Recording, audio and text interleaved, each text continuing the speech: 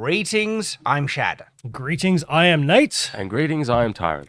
And we're back live with another Shadiversity live stream. As always, chat, let us know if you can hear us so we can make sure everything's working right, because sometimes it doesn't. And in the meantime, while waiting for you to do that, I am drinking a lovely Bundaberg guava. We've got a lot to cover today. Yeah, we do. We actually do. Yeah. Oh, look at the chat. And yep, they're giving us the confirmation they can hear us. Thank you, guys. So unfortunately, we have a bit of a news item that's a bit of an emergency thing that we really need to signal boost, because a good friend of the channel, Metatron, has just been mass demonetized, like all his videos. This On 2 channels, apparently, as well, on both of his channels. I only learned about it this morning, and I got a lot of thoughts on it. We're going to watch his announcement video. This is a nightmare for any YouTuber, and this is the sort of Damocles that hangs over all of us. And when I've warned that this is a dangerous reality that could happen to us and to anyone, and it's just happened to Metatron. And I have my speculations as to what could have caused it. Yes. And we will listen to him. And this is just another example of why everyone who is supporting us, how essential it is, how important it is. And if any of you are able to, please go and support Metatron. I've been a Patreon of his for years, okay? Because I like to support the creators in the community of the sword. Because I want this community to grow, and I want all of us to flourish. And so I don't know how Metatron's like. This would be a nightmare. This would be a catastrophe. Now, we've mentioned that we're in a stronger place now than ever before thanks to community support, right? But we're still reliant on ad revenue. It's now a joint thing. And so before we were just surviving only off ad revenue. Then ad revenue went off a cliff, and it was unsustainable. And we were in catastrophe mode. All of you guys just came out, just really, banded together and got us out of a tough spot. Really did. Unfortunately, we are not unreliant on average revenue, though. It's a joint thing that we're able to get by. And so if this happened to us, this would be a catastrophe as well. We were and so, man, I hope Metatron will get remonetized. I'm not sure, though. We'll listen to his video. Yeah, and just as a quick note on this, myself and Tyrant have watched little bits and pieces of this video. This is the first time Shad is seeing this video. So there may be a couple of very hard-hitting pauses as he watches this. Okay, and so I hope he'll get remonetized, or if not, I hope the community can, rally together and help this guy out, because Metatron makes phenomenal videos and he's been killing it lately. His videos have been absolutely legendary. And so let's listen to his video and see what's going on. Hey Noble Ones, thank you so much for clicking this video. I am sorry if this is a little bit of an unusual upload for this channel, and it sort of disrupts a little bit the upload schedule of the sort of content that I used to, but unfortunately something happened in the last 24 hours and I thought it would be a good idea to let you know what's going on. So when I woke up this morning and I looked at my channel, as I usually do through the YouTube studio, I noticed that monetization disappeared completely. All 837 videos on my platform right now are not monetized. And when I say they're not monetized, I'm not saying that they have the red dollar. They have no dollar symbol at all. In fact, even my YouTube partner is gone. I'm not a partner of YouTube anymore. So what the heck is going on? Did you have something to say? Maybe just clarify the connection to YouTube when things like this happen and how vital having that partner is. So we don't have a partner either. Oh, We used to. I thought we did. No. We used to. We used to, and he was great. He was really, really good. Then, I don't know, there was restructuring, and so it was, YouTube had a Singapore office, and my partner manager worked out of the Singapore office, and he moved on. I got a new one, and then the pandemic hit, and contact was less and less, and then when she moved on, never got an email of someone new, and I just don't have a contact anymore. I remember emailing her, and she's like, "Oh, sorry, I'm not working at YouTube anymore," and then nothing. So to explain how this works is basically if you make a YouTube account, you're not partnered, and that means you actually can't really contact YouTube. You can't really open tickets. So the partner program is the monetization program. Yeah. And so But you don't have any. You can't actually reach out to YouTube. Yeah. for anything before but that. we're on the partner. Yeah. So when you become a partner, you're able to actually, like, if something goes wrong, you can, like... Well, not then. No. See, I was a partner for years before I got a YouTube rep. No, not a rep, but you can actually contact YouTube. Well, that's and only say through something. the automated system. Yes, It's but very you unreliable. But you can't even do that if you're Yeah. not partnered. So being unpartnered at a channel this size is a problem. When you get a demonetized video, that video dies. Like, it's just dead. The views will go to zero, basically, and obviously you don't make any money from it. It's a big deal. So And just- for one video, for one. Jörg Sprave, he is the creator of the Slingshot channel. He's proven this, right? He showed the tracking data, the real-time views of a video. It got demonetized. The views just went off a cliff. Like, they just basically went to zero. And he appealed it, and when it got remonetized, straight back up. Okay. I mean, so this stuff is already proven. And So a little that's bit just behind the that'll be scenes. just like one video. This is his whole channel. Yeah, That's this is everything. catastrophic. Well, actually, this is everything on both of his channels because he's got one where he talks about history and some of his takes on that sort of a thing, but a lot of it is from because he's a scholar. A lot of it is from his experience and his knowledge, and then he's got a second one that is a language channel. Not mentioning how people can also abuse the DMCA takedown. Man, that's a whole rabbit hole that is just not even like... no, but there is that. That is an issue. That is. But also mass flagging. And I I think the DMCA is worse because if you respond, you dox yourself. That to me is like worse. see.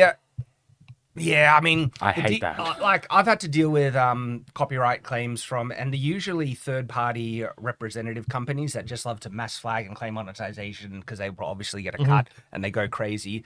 The people who represent Lionsgate are some of the worst ever. It's actually called Lasso. Lasso is the company that represents Lionsgate. The last time I dealt with them, and they're just scummy. They will flag anything, and so I threatened them to countersue. I threatened to countersue. That's fair. Because I've proven that this is not, infringing. You've seen it, which means you're now doing it knowingly wrongfully. I've told you, and then now that you're doing it wrongfully, that's malicious, type of action, and I'll sue you if you keep it up. And they usually, when I say usually, they've released every claim. But damage is done by that stage. The issue with flagging, and I suspect flagging, I'm going to listen to Metatron and I'm going to share my own speculation here, but I suspect mass flagging is one of the causes for this. I don't know much, and I haven't experienced any flagging. I've experienced DMCAs, and I've experienced demonetization, but not flagging, so I have actually no idea how that affects a video or anything like that. Well, it can affect a channel in okay. this way. Right. I'll talk more on this in a sec. So I looked into it and I noticed that there is a message telling me that my monetization is on hold right now, and the motivations behind this are really strange. They say that they are trying to prevent fraud and therefore they needed me to send identification proof, which of course I did. The fact that they stopped monetization and decided to put everything on hold on the 15th, which is the day in which we content creators get paid through YouTube, which means I'm not getting paid through YouTube, a massive inconvenience for me. And then So, not only that, right? YouTube if this was the day he was getting paid, that meant his videos actually were earning money for the previous month. YouTube has gotten their cut of all that money, and he's not getting paid for money that was accrued because those videos did have ads during that time. Yep. They won't be earning any money now, but is actually not getting paid for money that is legitimately there, that the videos have made, that YouTube has taken their cut on, and that actually that YouTube will have been taking all the monetization off on if he's not getting paid. I would almost bet money on the fact that if people watch his channel now, even though it's not demonetized, even though it's demonetized at the moment, there will still be ads on videos. Well, like YouTube that's almost guaranteed. Yeah, they do YouTube that. monetizes They everything. changed that a while Yeah. back. They Yeah, monetized so it. scummy. I'm not sure what he means by verify the identity. This is really strange. Yeah, because there's no verification process for identities throughout all of the YouTube process. I'm hoping he hasn't been scammed. Well, actually. I hope he verified that was a Gmail email asking for verification. They've never asked me for verification except for maybe the tax identification documents. I do remember him being fairly savvy with this. I think there was a video a little while ago where there was something happening. I can't quite remember what with Metatron, and he had to actually go through a few steps. And I think he did a video on basically a how-to or how he did things as he was going up. So I'm pretty sure he shouldn't have been scammed. He should know what he's doing in regards of like social engineering, basically. For those who know what that is. They can get really, really crafty. Oh, yes. So there was one that happened not too long ago that came from a Google email account, but it was a chat account. And I got this email, right? And at first it came through a place in Google that I'd never been contacted before. That was the first red flag. Yep. But it was an official Google account, right? Yeah. The second big red flag, though, is that my email that's associated with my YouTube channels is not a public email. Yep. Okay. And so they didn't go through that. They went through your general contact one, Yes. basically. Yeah, that's a bit of a red flag. and by going to my general contact, I was like, no, any contact from Google goes to my the email account that's linked. It's just an extra step of precaution. It's good though. And it saved me here because I deleted it. This was the one that got there's a channel that actually looks into like internet hacking and stuff, and they got hacked through that method. There was one, a very high-profile LTT. When was it? Like 2 months ago, Nathan, a month ago? Yeah. Where they opened an email and... It did a browser hack. Yes. So it was a PDF the cookie file. The cookie session, basically, was how they got into the channel. Yeah. So even though they kept changing the password and they didn't actually technically have access, they were able to gain access through someone who was logged in on a phone. Yeah. They no can keyloggers, no nothing. So it went under and the it radar. bypasses two-factor authentication because it exploits your open browser session that already has access to your accounts. So there's a lot of ways to do it. I hope this was an official one. I've never dealt with this type of demonetization, so I can't say yes or no if they ask for the identification stuff. I don't know how they could hack his account with his identification unless they contacted. Or how they could demonetize his entire channel if that wasn't. That has so to it sounds there's something at play here, but whether it's malicious or whether it's it sounds malicious. Well, usually there's no identity on YouTube per se. It's usually AdSense. on, I think there it's on the is AdSense where you do your tax stuff. It's not actually on YouTube where you have like your name or anything like that. It's bizarre. Unless channel's that name. this is why this is so straight. Like this reason for demonetization, I've actually never heard of, but I've heard of bizarre, bonkers reasons that channels have been demonetized. There's a channel called the Lotus Eaters. Their entire channel got demonetized recently because it was associated with someone who was demonetized. Not that the channel is actually owned by him. It's Carl Benjamin, if you don't know him, and he owns the Lotus Eaters, but it's a separate entity as a business, okay? And so he's like just the CEO. But because of the association, that channel did not break terms of service at all. And for those who are just joining us, we will be getting to the Lightsaber talk. We will be talking about Hacksmith. This is just very pertinent to the community right now. So we're just, as you said, signal boosting this to make sure that people know about it because Metatron has had a series of unfortunate events, basically. And seriously, support him if you can. He has a Patreon.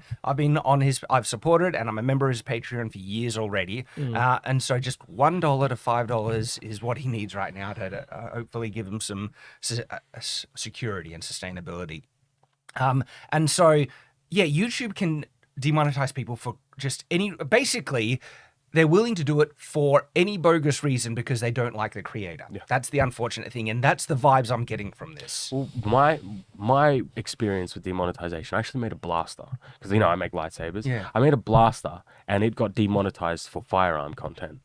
And the video was Star Wars blaster. Yeah, it was tracking perfectly fine. Demonetized, boom, dead, 0, and you can't even appeal it because the reasoning isn't like the reasoning is wrong. I mean, technically they're right. They just don't like firearms. So the video. It's a fake. I know, but it can also. Yeah. So ever since then, and this is one of those things where it's insidious because it decentivizes you to make that sort of content. Yeah. That was a great video. I loved making it, but I'm never going to do it again because first off, it demonetized. That can affect your channel. And then on top of that, you're not actually making money from the video you made. It's a very sneaky way of getting rid of the content that you don't want. It's scummy. It's absolutely scummy. I've been told by YouTube that the process of verification is going to take several days. In the last 28 days only, my channel generated 4 million views. This means that every single day that this situation remains as is, I'm losing hundreds of thousands of monetizable views that not only are not getting monetized, therefore effectively wasting all of the work that I put in the last, I want to say 12 uploads, not to mention the back catalog, but it also means that even if they take, say, 10 days to fix this problem and reinstall me into monetization and everything, those 10 days will mean at least 1.5 million views that will never be monetized, in the sense that that's gone. It's not going to come back. Now, and if his views have tanked because of demonetization, that could totally wreck the momentum his channel had. His channel was absolutely killing it recently. Yeah, it was marathoning. So it had done its paces and it was finally gaining good ground. He was getting good views. I went to his channel just recently, right? Good consistent ground. And I saw the views, and I was watching his videos like a lot because the recent ones have just been great. And I always try and watch his videos, by the way, but sometimes there's just the content, the quality just attracts you more often, and that was happening with me because his videos have been rocking recently. And then I saw his views, and they were great, and so this was separate to all of this. I just messaged him to say how awesome he's going, right? And all of that could potentially be completely ruined because of this demonetization. This sucks so much for a creator. You guys have no idea. There's a reason why we delist these live streams as soon as we're done, because they negatively affect the channel. So yeah, we want to interact with you guys, but at the same time, we get punished for it, basically. Yeah, and there's, on a side note as well, Metatron recently had to delete his Facebook page and make a new Facebook account and make a new one because of harassment that he was getting in response to. How recent? This is quite recent. Yeah, okay. In response to? In response to the videos that he's making, because he has been making videos that are a historical analysis of multiple things, okay? Is Cleopatra really black? And he actually goes into that because they're topical. It's in the kind of public conversation. What's the reality of the LGBT kind of representation in ancient Greece and stuff? And they're really well researched, and they're great videos, and they're getting lots of views because they're actually important for the public conversation currently. And especially for the way that people have been trying to politicize certain historical facts, Metatron has been making just phenomenal videos, pushing back just for the name of historical accuracy. And these videos are phenomenal, okay? But they also are very disliked from the people who love to politicize and misrepresent history for their own kind of agenda. And as a result, he has been getting a lot more harassment online.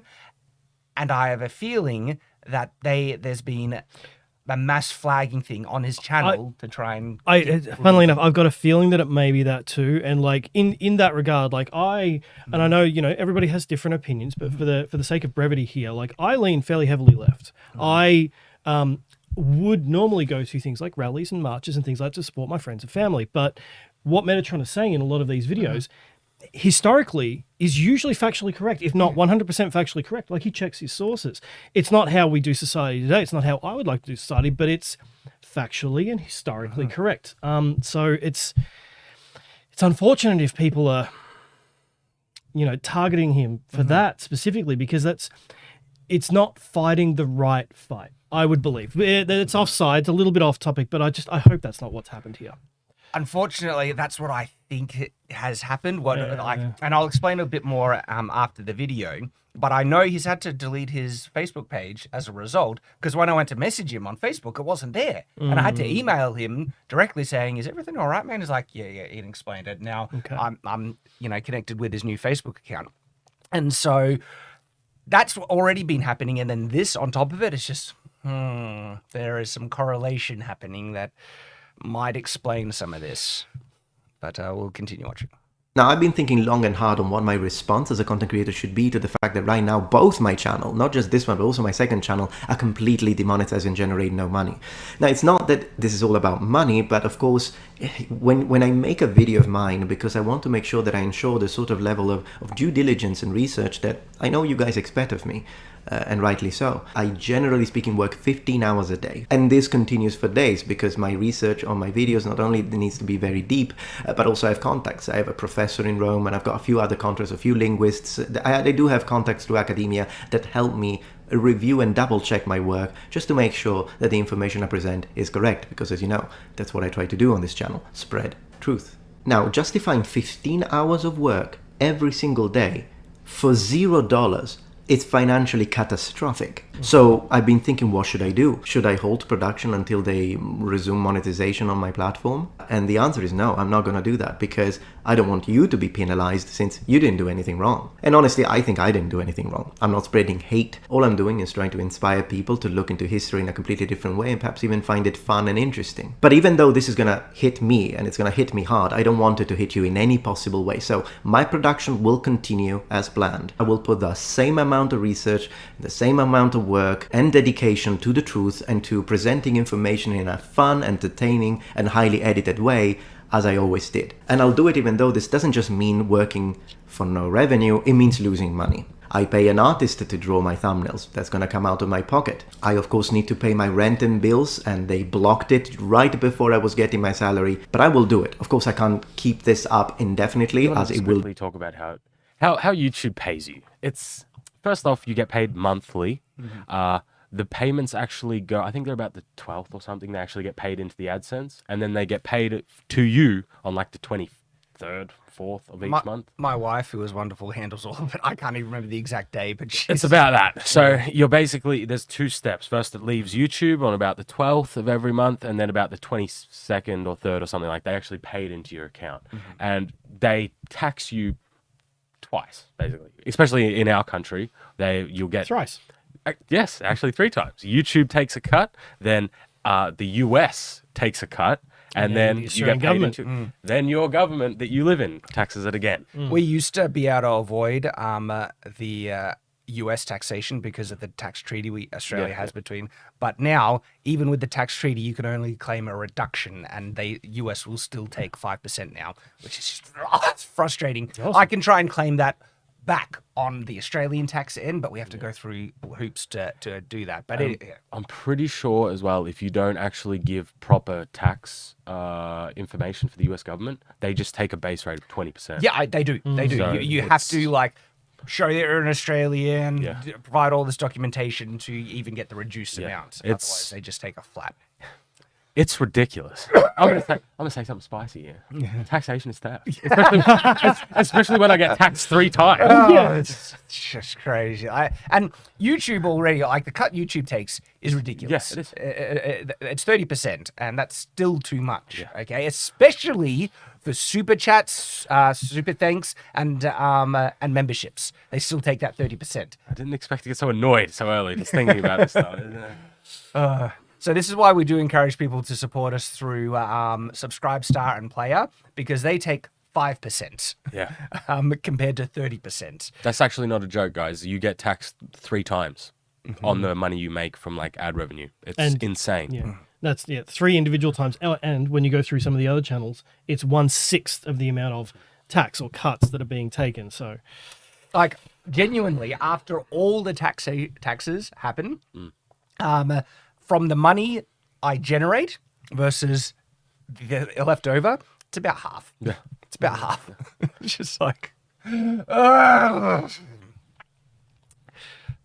drain all of my savings, and I also have of course a wife and a family to support. If any of you noble ones wishes to step in this time of need and emergency, and you wish to support me and my work, then this could be a great time to either become a Patreon, or if you don't like Patreon as a platform, you can PayPal me directly, and I will have a link in the description below. And if that's the main way. Like Patreon, he has a Subscribe Star. So guys, like you probably don't understand how much and how helpful it is, even just $1, like that $1 a month, because if enough people are able to do that, that's sustainability. That's the same for us. That's the same for Metatron. And so Because we had so much support from the community, from you guys, we've actually upped the production of behind the scenes content, and we're actually like making just dedicated videos for behind the scenes. We've got outtakes from our regular videos. We've got longer form videos of the actual videos. We cut them down for YouTube, and then we have timed exclusives where they're videos that are just really good that we want to give it to everybody. We don't want to put that behind. We put it, you get it early, and then YouTube gets it. And there's one currently for members that you can get access to. Like, we got a fun, package delivery from Callum Masil, and you get to see a prototype I'm working on with Callum Masil in developing a new LARP sword, right? That's in that video that only members and supporters have access to at the moment. That will go out to everyone eventually because it's a fun video. But we've also got the tour as well. Oh yeah, the tour, and that's purely that's going to be going out to everyone at some point. And some very candid stuff. Like, we'll, instead of that cover, that take didn't work, the camera just keeps rolling. So Nathan, who is behind the omniscient voice at the moment, will just keep rolling and shoot some stuff that is either funny or educational in some instances. It's just good extra content. For this week's behind the scenes, we've got two, actually. We've got one from our big video we did yesterday. We've got that one's getting cut together. And we've actually got another one where me, Nate, and Nathan just run through some of the stuff, our thoughts on some videos. Like, our thoughts that we have on videos. That's going to be going out as well for behind the scenes. So we're ramping it up because we want to give back to you guys for supporting the best way we can. If you don't have PayPal, you can also use my wife's Venmo. That's also going to be in the description. I want to thank each and every single one of you who will choose to support me today and help me navigate through this moment of difficulty. I know that some people in the comment might see a little bit of a conspiracy in this, in the sense that, well, hold on a second. So you post videos that YouTube might disagree with, and then all of a sudden it just so happens that coincidentally this mass demonetization happens on your channel. I wouldn't say that's too much of a coincidence. Like, it's par for the course for YouTube in terms of what they've been willing to do to many creators. Usually it's only like 1 or 2 videos, though. An entire channel is a bit your much. Entire channel. Yeah, that's different. It's bonkers, but it happens more often than people realize. Like I said, Lotus Eaters recently, and there's just a whole hit list of channels that just get demonetized across the board. It happened to gun channels. Oh yeah. GunTubers got done, which is where we were scared being sword tubers. Like, we're doing this as this is a sport. This isn't a you're going out, and people don't carry swords these days usually. Whereas with guns they do. So you can understand the logic. We had a little bit more evidence though, because we get obviously the analytics behind the channel. We can see where we're getting ads and stuff from, and we were getting ads from like GunTubers, and that's not good. No. That's scary. Yeah, we didn't want that connection. And by the way, not that we disagree, we love them. It's just it'll destroy the channel if it happens. That's it. And in regards to sword tubers, but also history tubers and stuff like that, we've been seeing shadow banning and suppression of content across the board. Like, I have videos and live streams breaking it down, showing that at this point in time there is distinct suppression of content. It's not going out to all the creators. And YouTube, like the former CEO, she came out and said this, that they will prioritize authoritative content and they curate recommendations, and especially the trending page. Okay, they've admitted this on multiple occasions, that there are the videos that get the highest recommendations are never organic. They're selected by YouTube to push the content that they want you to see, not the content that you've subscribed to and want to see. Do you remember when there was like a van life YouTuber had like 1 video or 2 videos, and they were like 5-6 million views. First video. Yeah, and everybody First video was like, she ever made. Whoa, hold on a second. Yeah. Something's fishy here. Yeah. I remember that. No, there was a celebrity who was interested on coming onto YouTube and stuff like that, and they were at this meet and greet, YouTube meet and greet thing. And the CEO went up to her and says, yes, make content for YouTube. We'll make sure that you will get 1 million subscribers by the end of the week. We'll push your videos. And just flat out saying that they prioritize videos and content that they deem is what they want YouTube to be. And guess what happens? If you're prioritizing certain content, by natural reality, they are suppressing other content. The views and recommendations that could have gone to these videos are taken away to give to the ones that they're prioritizing. And so Armchair Historian, he reached out to me saying, that they've been guess, just suffering under this new system where ad revenues just dropped off a cliff. There's also the issue of the Canadian government just passing that bill where they prioritize Canadian content creators, which means like corporations and stuff.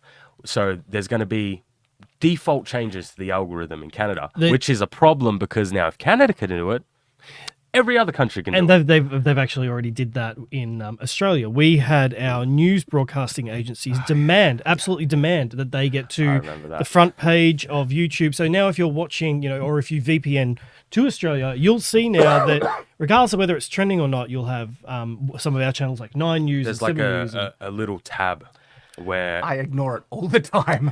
there's it still pops basically up. like a little tab with just news from our country. Yeah, and if you just do it in a vertical scroll, it just looks like one of the other videos that happens to be trending because basically somebody stomped their feet. It's a mess, the current situation. And so when Metatron says that coincidence, it's not a coincidence, and this is the sword of Damocles that the community of the sword is under, because YouTube arbitrarily could decide, and maybe not arbitrarily, by the way, decide that swords are a bit too violent.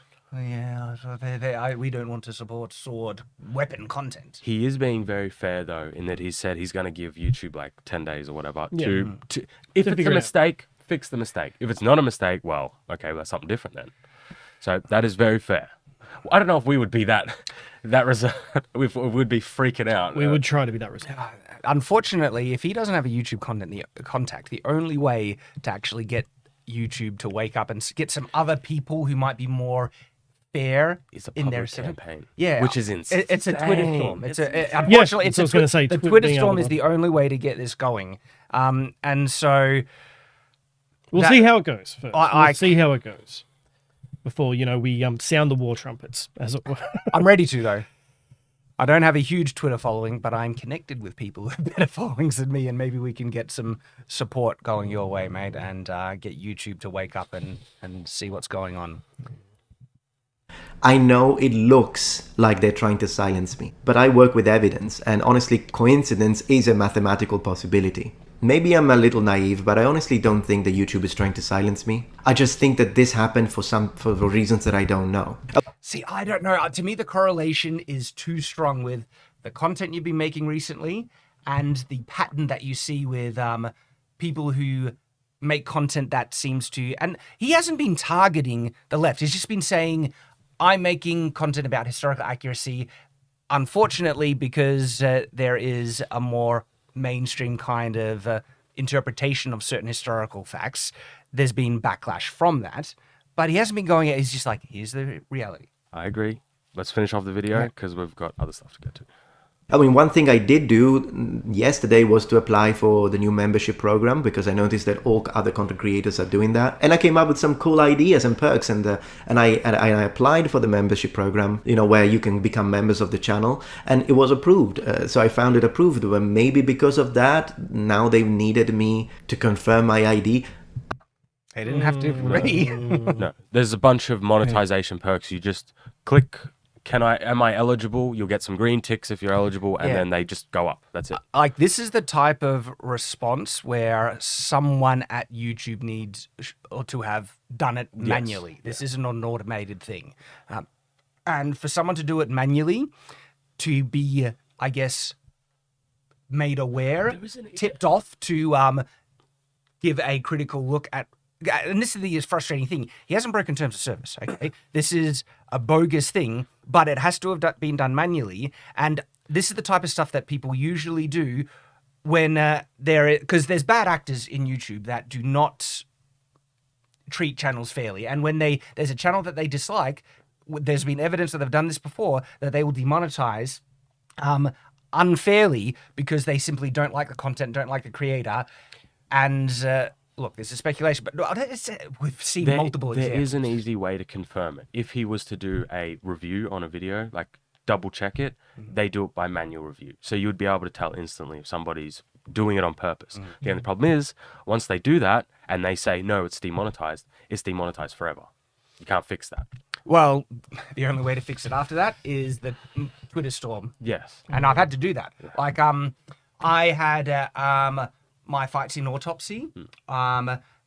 It was for Rings of Power. Rings of Power is that got corporate protection in terms of criticism. Okay, we saw a lot of it where, oh my goodness, there were examples of the type of protection Rings of Power was getting. And it didn't work, by the way, because it was a terrible show. But anyway, I did a fight scene autopsy in it, and I had a clip in that video of Aragorn stabbing the Uruk-hai through the gut and then chopping off his head. Because I did a reference point and I referenced that clip and we showed the clip in the fight scene autopsy. Got demonetized for that. And I appealed it. I was going to say, you're allowed to actually like review stuff with copyright law. Yeah. I appealed it. It got rejected again. And the most frustrating thing, there is multiple, like hundreds of clips of that very scene on YouTube that were fully monetized. So the only way I could do it, I had to do a Twitter storm. I had to contact YouTube support on Twitter and get heaps of people retweeting and stuff. And then finally they looked at it and they monetized it. It's just insane that's the avenue you got to take. Most people don't have access to this. So once after that first manual review is done, that's it. It's just done. That's the end of the story. If you don't have enough of a following, I would have been screwed. Yep. And so, gosh, because this has to have been done manually, I really get the impression that if it was done manually, what I'm guessing, and I could be completely wrong here, what I'm guessing is it's somebody who's gone in and has seen Metatron's thumbnails and titles, glanced at them, taken a look at the last few, and gone, I don't like that, we're going to go click. Now that's maybe if.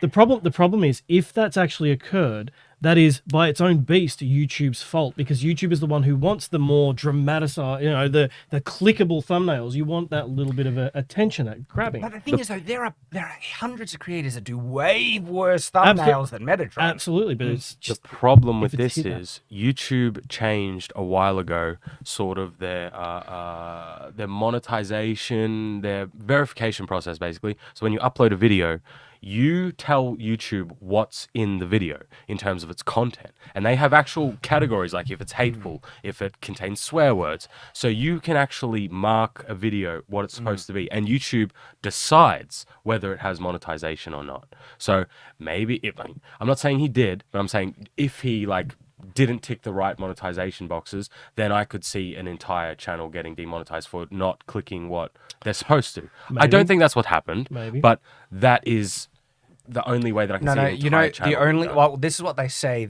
If you misrate your videos, they simply withdraw your ability to rate it, and then they will either monetize it or demonetize it. Usually they have an algorithm process that will scan it. No, I have seen that, especially with the little, I agree with Tyler, I've seen that in the little, is this made for kids? As an example, when they did that whole thing there, that little warning saying, you got to get this right, I'm pretty sure that was below that. There's a new step they added in where you can actually add in what's in the video in terms of does it have swearing? Okay, click this box. Does it have censored swearing? Okay, click this box instead. And then there's a whole long list of monetizable or demonetizable traits that you can add to a video. Okay. And we have to click them all the time for other channels. With Shadiversity, it's very simple. We just go none and submit. But with his videos, I would assume, because there are in a certain type of vein, he's having to do what we do for other channels. But there are, when you click on, say, controversial topics or potential, offensive material, right? You get a list of degrees of severity. Yes. And if I was Metatron, I would have been clicking on the ones that saying, talking about potentially sensitive topics that some people might find offensive, but it's in an educational manner. There's a category for that. I'm not saying it should be. I'm just saying that maybe YouTube has decided his rating was wrong for all his videos. No, because they only introduced this a little while ago. Remember that? It's been a couple of years, or a year at least. Yeah, which is not that long. Yeah. It's not grounds to demonetize the whole channel by any means. If you got that wrong, YouTube. We'll have to see what's actually happened here, because we do have other things. So we thank you for your patience while going through this. We did just want to really signal boost this because it's a big deal. Yeah, and I don't want to skip any important points in regards to this, and so. If there was misidentification on that thing, they would have just withdrawn the ability to rate your own videos, and then it would have been back to the automated system. And that's the standard that usually happens. I've never seen a full demonetization of an entire channel for something like that. Right, but if they're going to hit all of the videos all at once, then they can just say all the ratings were wrong. That's the thing. a good 60-75% of his videos wouldn't have been manually rated. They would have been uploaded before the manual thing. Oh, I So do they agree shouldn't have that been hit this either. was probably an automated thing. The whole channel was automated. Well, no, it has to have been manually to demonetize the whole thing like this. I don't think so. See, I reckon it was. I reckon it was a You got- mass you got- flag. you- He got a couple of videos, and they just went all the videos. Okay, so you reckon it was automated based on manual mass flagging? Yeah. Which might also explain. I was going to say that you guys are saying the same thing in two different ways, but you got there in the end. Yeah, because his more recent videos that are getting a lot of traction have upset a lot of people that want to represent history in a different lens, and they've already been harassing him on Facebook and stuff. And these groups do mass flagging campaigns to try and take down content they don't like. They've done it in the past. What we're saying might have happened is if like let's say 3 videos get mass flagged, they will get demonetized, which will flip a switch, and then YouTube will go, okay, all the videos are demonetized now until we figure it out. That's what they do at YouTube. They will shoot first, ask questions later. Okay. But the mass flagging can also tip off a manual reviewer yeah. that agrees with the types of complaints that people have been making, and they choose to just demonetize the entire channel manually. True. We'll have to wait and see to see what's Alright. happened. I don't know. I mean, that's the only change that happened in the last 24 hours that could even begin to justify this. So as I say, I know that some people will think that there is more to this. Maybe there is, maybe there isn't. I personally kind of don't think that there is more to it. But we can see, because if a few days pass, if they reinstall me after that, it's still a bummer, but it would show that they're not trying to silence me. Of course, if instead they tell me, no, sorry, you don't qualify for monetization anymore, so you're not going to be a partner anymore, then in that case I would have to agree, yes, then they're doing it on purpose. But I don't want to kind of speak ahead of myself, and perhaps that's not going to happen. Maybe 5 days, 10 days from now, the situation will be reinstalled. Unfortunately, with a significant financial repercussion, because as I say, I'm losing money right now as I speak. And with each passing days, it's another 100,000 to 200,000 views that could have been monetized, and haven't, and never will. I apologize for taking time from your day with something that isn't the usual. He's one of the most polite guys on the internet, and like even when he is disagreeing with people, he is so polite about it, and especially in the videos he's been making. Historical, entertaining video that sheds light into the world. I really hope that the situation gets resolved soon in a positive manner, that we reach equilibrium. And once again, for those of you who are deciding to support me today and help me push through this, thank you. Man, look, thoughts are with you, Metatron. Gonna try and support you in any way we can. Hopefully it does get resolved, and look, if it needs to more attention and you have to do the whole Twitter storm route, I'll help you out with that as well, because Sorry, I'm so sorry to derail the conversation. What are the self-defense laws like in Australia? Can you carry anything for self-defense? No. You cannot carry anything with the explicit purpose to defend yourself. Nope. Non-lethal, nothing. It doesn't matter. Not even a little thing on the keychain. Yeah, nothing. So All illegal. I feel these laws are beyond stupid, by the way. And then if you do want to use something for self-defense while you're being attacked, you're only allowed to use something of equivalent force that's been used against you first. yeah, if you are ever asked by a police officer at least in Victoria, and I'm pretty sure this is for Australia as well, why are you carrying that? And you say self-defense, you can be immediately arrested. For example, Immediately. if you're carrying a knife, the only way you can legally carry a knife is for a valid work purpose. Yeah, basically. On a completely separate, topic, and when not related at all. Walking canes are really stylish. I think they should come back into fashion. They just Sword canes are illegal, Shane. no walking canes. I know what you're saying, but walking I know canes where are this great. evolves to in right, 53 all right, all seconds. right. Walking canes are great. I think they should just be a fashionable accessory that you just have really on. heavy ones with a big steel end. That's What's still- your What's if your you opinion need on a bit maces? more- What's your opinion on a mace? Maces can be really. That's a separate topic. But Oh, okay. Maces can be really effective, and if you want just a bit more heft and weight in your walking stick, well, they can break. So they need to be sturdy just to support your weight a bit. But Metatron, our thoughts are with you. It is terrible what has happened, and we hope that his channel gets back to I'll very soon. We'll be keeping posted on that. I'll be watching very closely. Just can we bring this up, right? Which button What do you do I want, press? you Yeah. Just on an aside note, just to show my connection with Metatron. We're good friends. Okay, we go back. I made that symbol for him. Oh, did you? Yeah, I did not know that. for him. when we were talking about, updating his look and everything like that, I actually put that into SketchUp, then Photoshop effects and get the angles and everything like that. And so he's my bro. I love Metatron. He's a good friend. And look, and he still uses the icon I made for him. And I'm proud of it. So we're gonna pretend that we're starting the stream from here. We hope you guys are doing well. No, we're not. Well, now we're moving on to. We're moving on, but we are also going to do a supercut of this because we are going to unlist the stream itself. We're going to do a supercut of this. So that we kind of, to make it make sense, because we're probably not going to put this section in the supercut. I'm almost tempted to make a supercut of this part, though. That's fine, but that would be two supercuts if we did that. Just to help Metatron out and get his, maybe a partial restart. Swords. We have gotten some new swords, guys. We do. So now we're moving on to just our local news segment where we just give updates and everything like that. So wait, no, pass me the boxes. I want to hold the boxes. So this is not a sponsorship. The video that we will be making on these swords. It's kind of sponsored. They were sent to us for review. Yes, but we're not getting paid. We're not getting paid. We're not getting paid. And the cost of these swords are actually like a fraction of the cost of what a sponsorship would be. We could buy, well, let me try and calculate. Depends on the type of sword. Like, we could buy 7 to 10 of one of these swords, or we could buy 20 to 50 of another one of these swords. Now, just because that's regular retail price doesn't mean they're actually worth that. I'm not gonna chill about these things anymore. I did see that. I have standards when it comes to swords. Tyrant, when he came into work this morning, came in very opinionated about these swords because he had some time to think since yesterday, and he basically has walked in and said, "I'm going to be saying words." So, well, look, when we get a Baylor arm sword, they are very good value for their price point. The fit and finish are fantastic. The grinds, all these sorts of things are fantastic. Katanas are a little bit different, you see, because katanas come in all shapes and sizes, but hang on. They come in a very standardized shape and size with wider ranges of variance in quality and fittings. Yes, what I mean is in their terms of their quality. Now, all of the fittings, though, and things like the wrap and the ray skin and all these sorts of things, I can't swear, but they're all terrible.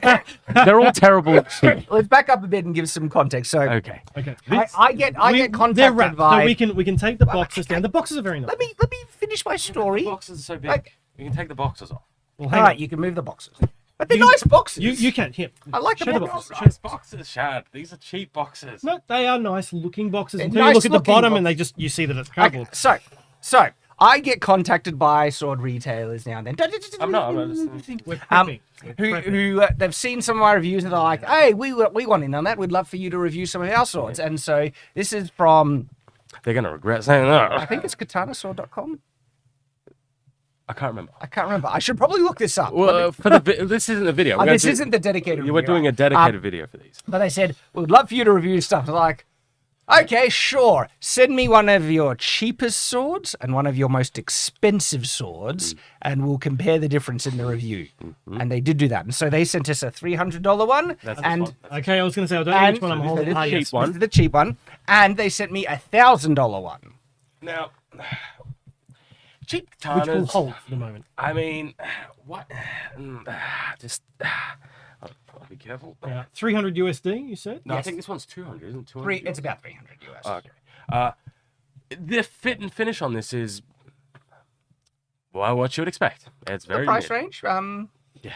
I mean, it's fun. It'll be functional. The blade is just the blade looks okay. just a standard steel blade. There's nothing special about this in any way. I mean, it's a good carbon steel. Now, we haven't actually taken these even outside to swing in the air yet. Yeah, so yeah. at the moment, we're not sure whether, are we going to be doing cutting tests, I imagine? yeah. We'll do a full proper busting type video. Full busting video. I like those videos. And then we have, how much is this one in USD? 1,000. 1,000 USD. So aesthetically, just comparing the, now I always get the Oh, Sayer. God, I hate that. Oh. Aesthetically, the Sayer on that looks a little cheap. It feels cheap. It feels like plastic. I don't know what But this looks I like like on... it better than that. That looks like sparkles. Yeah. This I'm not sure if you can see. It has like Fake ray skin. it bumps. See that it's got all these bumps. But that, texture like, on if you shine, like, that looks like Diamante. Like, this part here, I've forgotten, like, I don't know the names of East and stuff, but under the Suba, Yeah, what do we look? The little piece of wood under the suber. Well, it's actually resin or something. I can't But there remember are some really nice details on this. But that fake ray skin. Yeah, on the thing, I hate the Saya. In terms of the blade, Now the blade isn't. the blade's actually cool. The blade's all right. It's not the worst thing. It's in the world. actually folded steel, Yes. differentially hard, and you can see the laminations in it when you look closely. We'll show this in the review. Now I would just want to point this out because this is important. Have a look at the Habaki on both of them. They're identical. They're identical. Because they use cheap fittings on both of them. And when I say cheap fitting shots, I mean like The cheapest of fittings. the cheapest of fittings. You can get these Suba and all these little fittings here for like $20 Australian, and you can even choose full brass ones if you want, better ones. I like These the look of this handles. one. These handles, you can buy this handle pre-wrapped for like $20. Like, I have no chill when it comes to these things anymore. I'm sick of them being all terrible. I mean, I'm glad Tyra is pointing it out. I'm happy with the blade on this.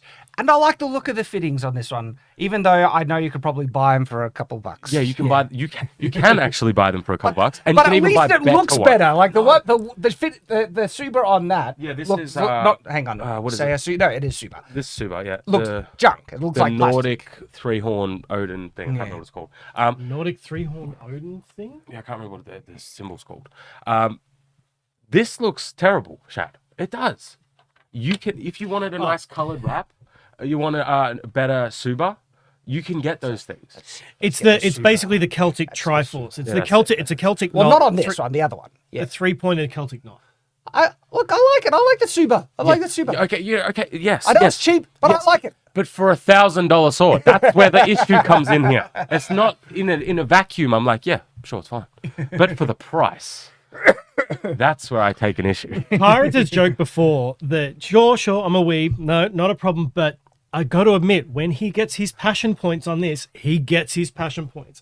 We pulled this out, and one of the things I think you qualify as a weeb. I am a weeb. Yeah. One of the things was that Shad actually said to us was, guess which one is the cheap one, guess which one is the expensive one. And we all got it right. Yeah. But we didn't quite realize that, it's an expensive blade with. It wasn't until we took off the plastic off the Habaki? blade.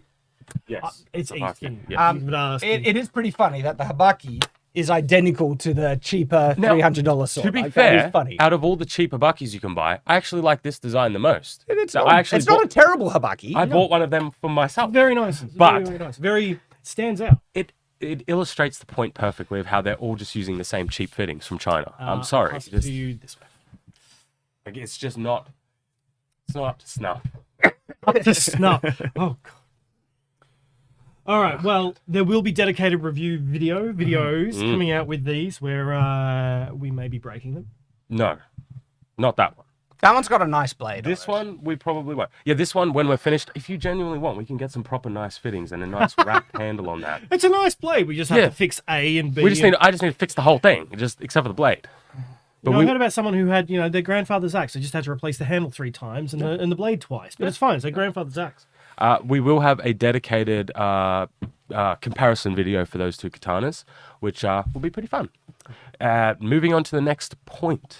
So, next little update. If you saw the video recently here on Shadiversity, the weekend video, where me and Tyrant are going through the design of the sword, well, I have a bit of an update on that design. So Shad's been sick the last week, and I was sick the week before when you guys did a live stream when I was there. I was very, very sick. And that morning when we filmed that video was when the sickness was starting to hit me. The last thing I remember of the video was us talking about the tang and how the crossguard attaches. Everything after that, I can't remember. Well, I don't know what we decided on. But it's all changed. It's all, so this was the design that we had settled on based on after the video, which is still great design. I'm happy with it. Since then, though, we might be able to be getting some more professional help in regards to carbon fiber manufacturing, in the sense that we could make a mold and vacuum form this thing, which is like insanely crazy. And so from that one, that means we can be far more complex in our design, and that's what this one is built for. And so the reason why this has all this shows the geometry lines of the 3D model. That's why it's got all that. But before we were thinking of adding a ridge structurally, and that would just be either glued or riveted to it. Now we can actually add it into the mold of the carbon fiber. And so instead of having that, we actually have, if you can, this is what it would look like. It's a ridge, right? And this is what the actual geometry of that ridge looks like. So the entire video, or most of the carbon fiber videos, have been informed by what's feasibly possible with the tools and the materials that we have available to us. We have been offered to a more specialized environment to create more complex swords, basically. And this is the design that we're now going to be going with, probably for the longsword. In that specialized environment where we're going to be doing different techniques to the knife. Yeah. And as a result, this thing is going to, it's going to rock. And so it has this like ridge that'll reinforce the bottom third of the blade. And as a result, I made the handle thicker in line with the ridge that reinforces the connection point. So this is solid. This is not going to break. There's an interesting parallel with historical blades, because when we got around about the point it was sort of Bronze Age, Iron Age, so I'm speaking very broadly here, there was a particular design of how the tang met the blade, especially around leaf blades. It's very reminiscent of that. So it is like the early evolution of a blade. Very, very much like the early evolution of a blade. That's some nice angles. I know they're probably a bit sharp compared to what they would actually be, but... So the blade will be, it's going to be similar to the knife. Actually, no, let me rephrase that. The knife was a prototype and looked terrible. This will look a lot more high quality. The guard will be made out of either brass or steel or both, because we're going to be having multiple versions. The scales, I haven't decided on what material I want. I think I might go with G10. They're more for knives, but they're very, very nice. The scale could be anything. Like we could eventually make that scale rayskin if we want it. I'm happy for. I want something light, strong, thin, and so G10. I think G10 will work. And then we've got our pommel at the end. So we're still going to be doing a lot of the manufacturing. It's just the actual making of the carbon fiber blade will be done in a more specialized environment, which would be awesome. Yeah. And so a couple of the changes from the video we did is, again, we added the ridge that's part of the mold now. I've thickened the handle, and so the handle is going to be really strong on this transition point. The sides of the blade are the same as it was before. So this is 2 mil on the sides, and it flattens out to 2 mil on the main portion of the blade. We've taken off, we've removed that steel insert on the tip, and so instead, the two blades, the two sides, they now just taper, and then one of the sides simply, instead of cutting off right down the middle, one of the sides overlap, and then we can cut the tip onto one of those sides. So this is just two straight steel, The reason why we're doing this now, because we weren't originally going to do it, is because of the manufacturing process was different. Now the manufacturing process is actually quite complex compared to what we were doing. So now we can actually have a nice fine tip, and it will be fine. Yeah, this thing is going to be, I can't wait.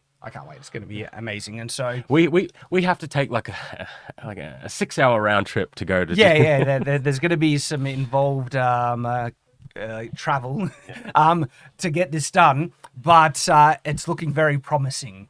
This carbon fiber sword build, and it's still a couple months away at the very least, probably more than that. But I'm hoping to have the Titan sword done by the end of the year. Yeah, that's the plan. I'm hoping to have it done by the end. I think we can. More reliably, we'll see.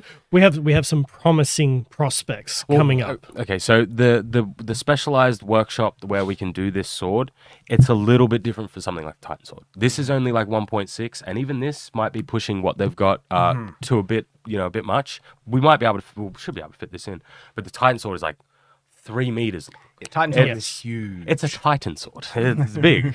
So but it's steps. Yeah. We're one step after another, and I'm actually quite excited for this, just for its own project. It's like just making an awesome carbon fiber sword and see what the performance is. And I'm starting to feel like this performance could be a bit crazy. I am happy that it actually looks like it has solidity around the meat of the blade now, around the ricasso area. It's not a ricasso itself, but it doesn't look like a flimsy, thin sword the whole way along anymore. Those ridges are now built in. There's meat, there's structure. It feels like a fighting function thing. Yeah. We'll have to see how it Look pans at how out. chunky this is now. But that's good. That's where you want the chunk. That's where you want chunk. Because we were able to get onto a call with someone who's a professional, like a professor in this. He actually teaches this sort of stuff. And he's already given us some fantastic suggestions for weave layouts and things like that will most likely be applied to the Titan sword. So even if we have to do the Titan sword with what we can do here, we're already going to have a stronger composite material because of the feedback he's been able to give us. Because with carbon fiber sheets, you can get different weave patterns. And he's actually saying, well, we'll do one weave pattern on one layer and we're going to do a different weave pattern on another layer, which will give us a much stronger kind of thing. That's like all this stuff is awesome. And that's exciting. There's a bit of an update with that. And I think that's all the updates. Yeah, because we were just going to do 2 quick updates. We're an hour in. Regarding the katana and the Titan sword or the carbon fiber sword. But the Metatron thing is very, very important, very, very pertinent. So we wanted to bring that to everybody's attention. But for what everybody has actually joined us for, thank you for spending the time with us so far. We wanted to talk about Hacksmith Industries. Now, I want to say something about Hacksmith. On my original YouTube account, so the one that I had like in high school, that I had, the first one that I ever made, I'm still subscribed on it to Hacksmith when he only had like less than 10k subs. That's how far back I actually subscribed. Because at the time, earlier than me. Yeah, at the time when he was making his original Iron Man suit, the exoskeleton suit, I was actually making my own. I wasn't recording it or anything like that. But when you're in a niche or in something like that, you seek out other people in your niche. And he was in that niche. So I've been subscribed to him for a very long time. And that's the limit I'm going to go to that because it's very complicated.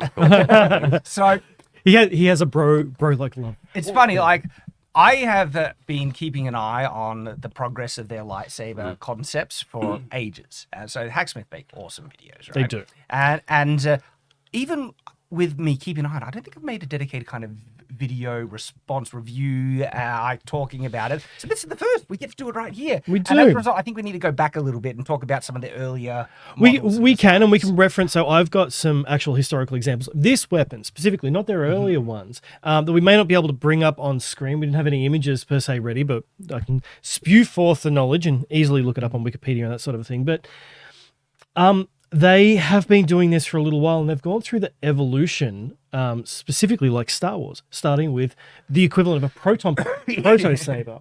Now, the slow blink on Tyrant, so that you can get some context here, is he's in agreement with a lot of us here, which is it's not a lightsaber. Look, all right. Wait. I want to this because now we kind of know your answer. I wanted to throw this out.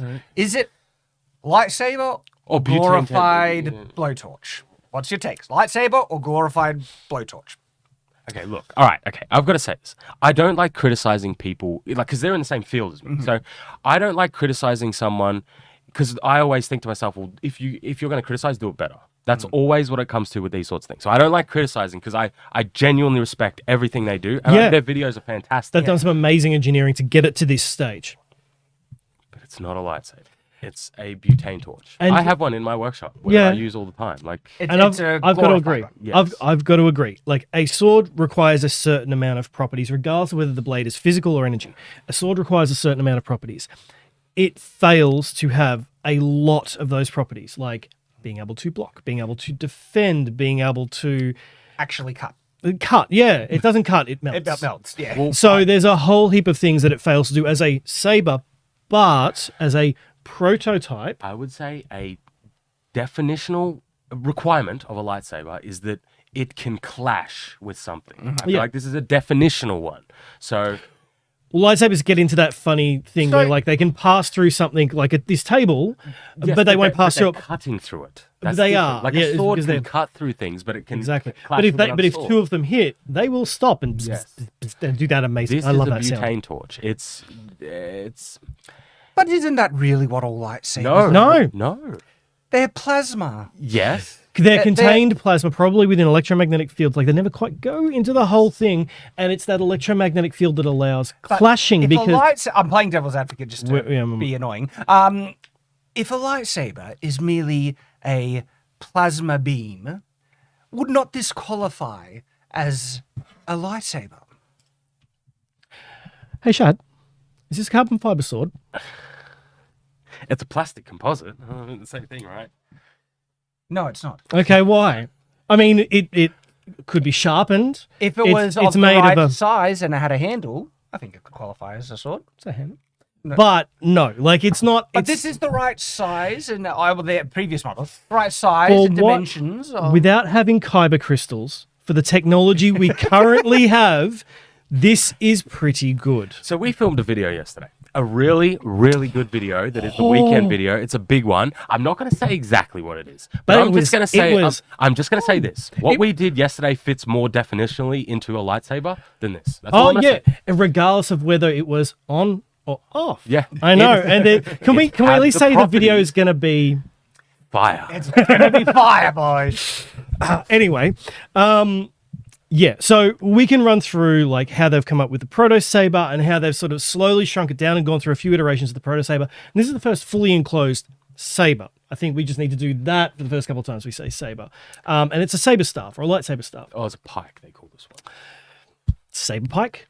And this is kind of, I mean, the temple guards kind of have more pikey lightsabers. They do, and they're meant to be more traditional, so it kind of makes sense. So, even though I was playing devil's advocate, I think there is some possible, justification to class it as a lightsaber in the sense that it makes a plasma But beam. even the proto, But it doesn't have the prototype. But it doesn't have the properties of what a lightsaber is supposed to do. But the proto sabers, which came before the lightsabers, were swords that were basically like with And energy. that's the thing. Is it a plasma torch or is it a plasma sword? Because plasma is just superheated gas. Like that's just simple property. Or super cooled, I think. Really? I think I know. I like to think I like to think I know. I like to think I know my science, and I haven't heard of that. I'll look that up after. Super cool plasma, yeah. But for the moment, we'll just say superheated gas, right? But there is a difference between a plasma torch and a plasma sword. This is a torch. Can Can we soundbite that, please, Sir Nathan? Is it fair to call it a torch? Because what they've achieved to get the laminal flow is not a regular torch by any means. Okay. They've done something really creative to get this effect. This is genuinely impressive, and I do think it is a good step in the right direction for sure. So the issue I take is like there's also other stuff in this video that's a bit later on, a bit separate to the pike, which is their product they're selling. Well, I think absolutely, and I think this is where, like, just speaking historically for a second, knights had guns, right? Now they weren't muskets, they weren't actually sometimes they were aquabuses, but that's beside the point. Like they weren't really aquabuses, but there is a definitive difference between a gun and a fire pike, a fire lance. Now, we can talk very quickly about this, or I can go into a bit more detail. But basically, in history, there was this weapon for all intents and purposes. It wasn't plasma; it was fire. But it got to a certain point of evolution because they started with spearheads. It got to a certain point of evolution where it was just fire on a stick, and it was being fired at the opponent. It was used for shock. So this weapon existed, and you don't need to make it into a blade for it to exist. Now, hang on. The reason that I'm actually bringing that reference into guns is because that was not a gun. The closest you kind of had, there was one where they put some shrapnel in it, so it kind of became this combination of a flamethrower / shotgun. And it was one-shot wonder, well, sometimes two-shot wonders if there was a second section. But it wasn't a gun. It wasn't a cannon. Yeah. It was a flamethrower, a very temporary flamethrower, not like the ones we have today, but it wasn't a gun. Although it was the pre-evolution of the gun. I kind of think this in the same way. If we want to come back to that history, by the way, let us know, and we can actually go into the history of this thing being real, historical. If we put a blade in this, like a sharp blade in the center of this, and it would melt. I was about to say we disregard all like things like thermodynamics and so like a tempering ceramic blade, something like that, or tungsten. Yeah. Well, would you agree that it would all of a sudden definitionally fit a lightsaber? No, I would agree that it is now a superheated sword. Superheated sword. So it's a sword. It's a. Let's say we use. It looks like a lightsaber. It can cut like a lightsaber, at least a prototype But as soon as version. you move it fast, that plasma is falling behind a superheated piece of solid material compared to a superheated. Prototype, kinks. We can figure that out. I don't think a Prototype. lightsaber is Kinks. supposed to have solid. It's supposed to be solid, but it's not supposed to have actual metal blade thing. No, it's an energy field of some type that keeps it all in. Well, this is why I'm playing a bit of devil's advocate here, because what is the definition of a blade per se? Would it not be accurate to call this a blade of plasma? A blade requires an edge, really, but with the exception of the original Star Wars, Really?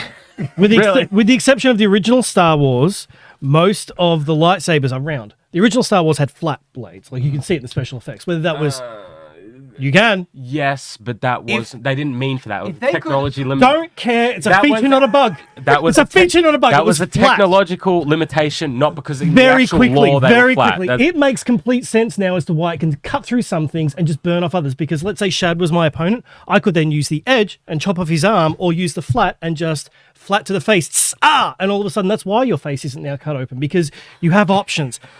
Doesn't matter. It was flat in the originals.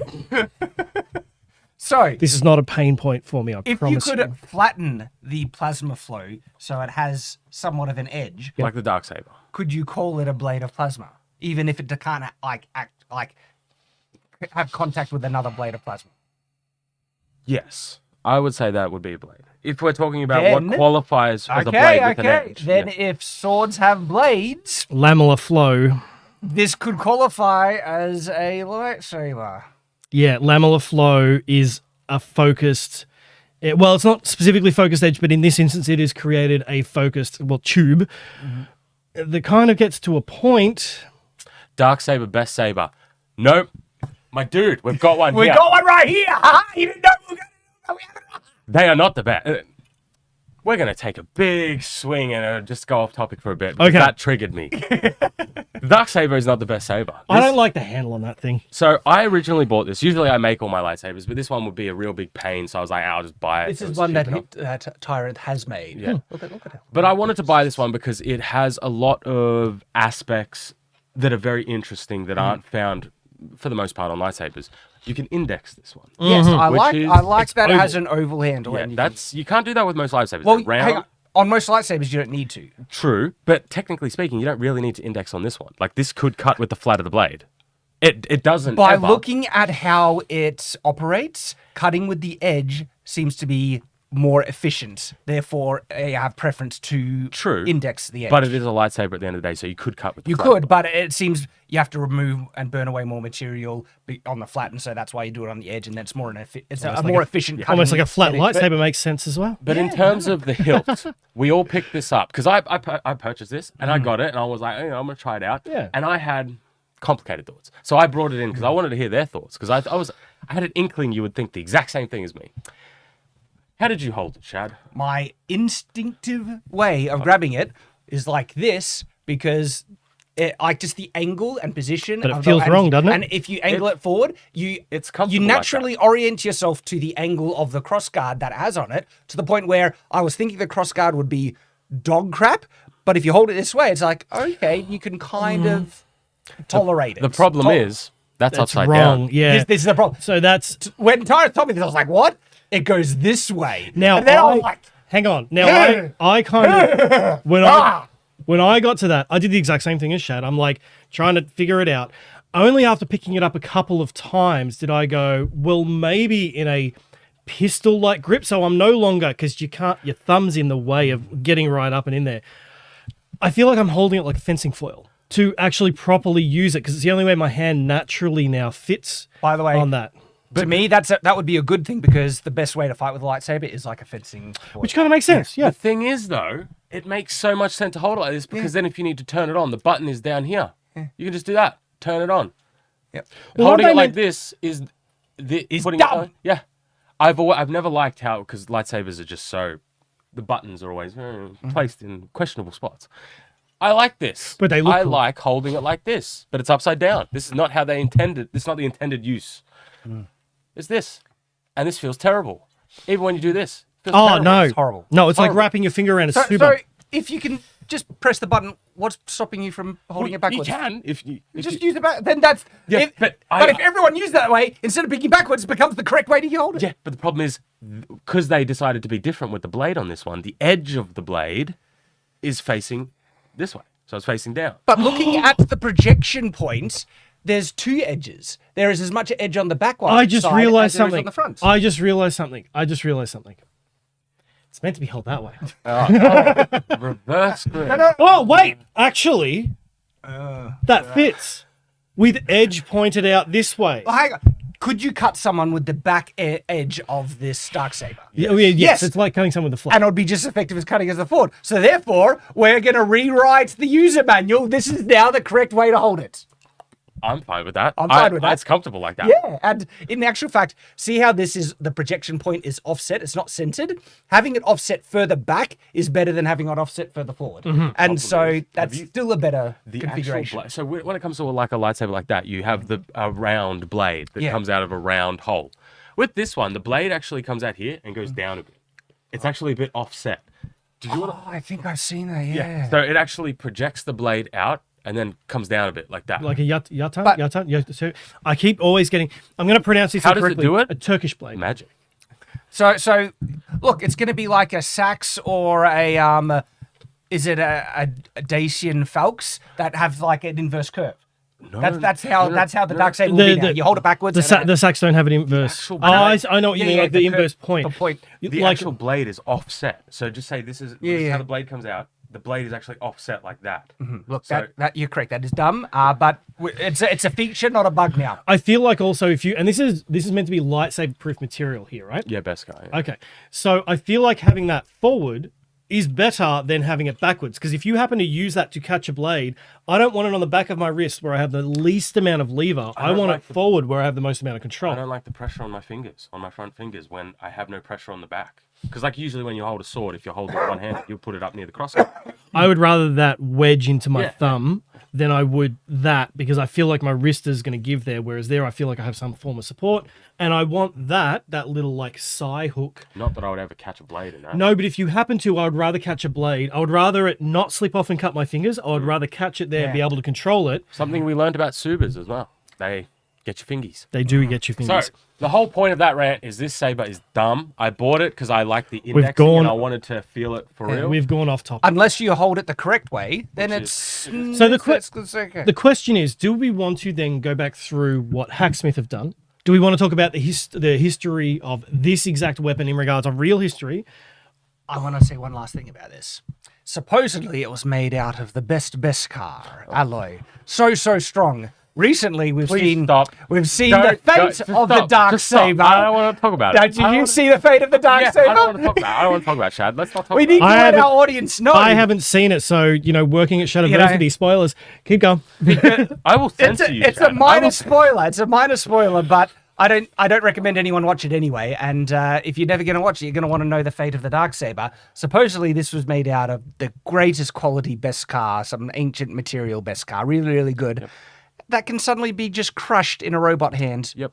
It just gets crushed. Yep. Like it was supposed to be made out of Beskar, but then it just gets crushed. But as a good point, at least from maybe not this part of the guard that we're really all not liking, but this part of it cool. Aesthetically is amazing. I love it. It looks like an exhaust off a spaceship or something. Yeah. Like, I love it. I tried to, because I wanted to hold it the correct way. I wanted to take this off and put the vents on this side.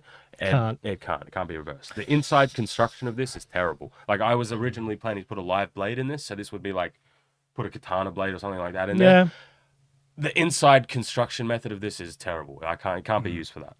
So, it's kind of useless. All about lightsabers on this live stream. And so, detailed breakdown of the Darksaber. How terrible it is. It's actually not good. Unless you hold it the correct way, then it's... it's not bad. I like the indexing. Aesthetically, I like it. With a lightsaber, you shouldn't need indexing to begin with. Unless. But we're not going back there. Unless we're making a real lightsaber. Ooh. So back to this one. I think you could possibly justify, maybe call it a blade of plasma, and if that's the standard, you could almost call it a sword. If you called it a proto-saber, I would have no problem with that. I'd be like, so many things can fit into that definition, and like it's literally definitionally a prototype saber. Yes, I'm cool with that. And a before saber, like I get it. Though the Proto Saber is designed to be the backpack model. This I is know. the Saber Staff. What was it called again? Yeah, Pike, this is they're the called. first Pike. one that they made it fully self-contained in its own units. Yes, and there are ways like we're not necessarily going to watch the whole video, but there are ways that they can shrink this down and make it smaller. But is it like if you said here is a torch and here's the definition of torch, here's a sword or a saber, here's the definition of that. I still say it's more of a torch, although Okay, it is definitively a weapon. Yeah. The reason why, even me playing devil's advocate, right, that this is more of a torch than a sword is by the fact that you can hit materials where the blade just stops and it's just firing on it like a blowtorch.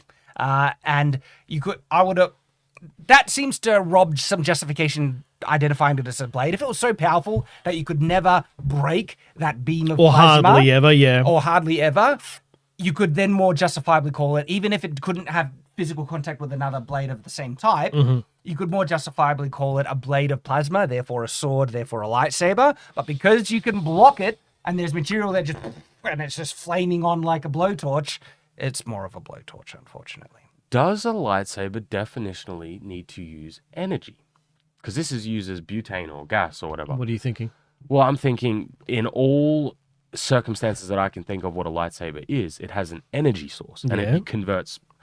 I'm just Where are you going though with it? mean, it's I'm more- confused. because It is it's a type of energy. I mean, energy is a much broader term than electricity. yes, but we know that lightsabers don't use gas. It's technically energy, chemical basically. energy. They use crystal and You're talking power source, Yes. right?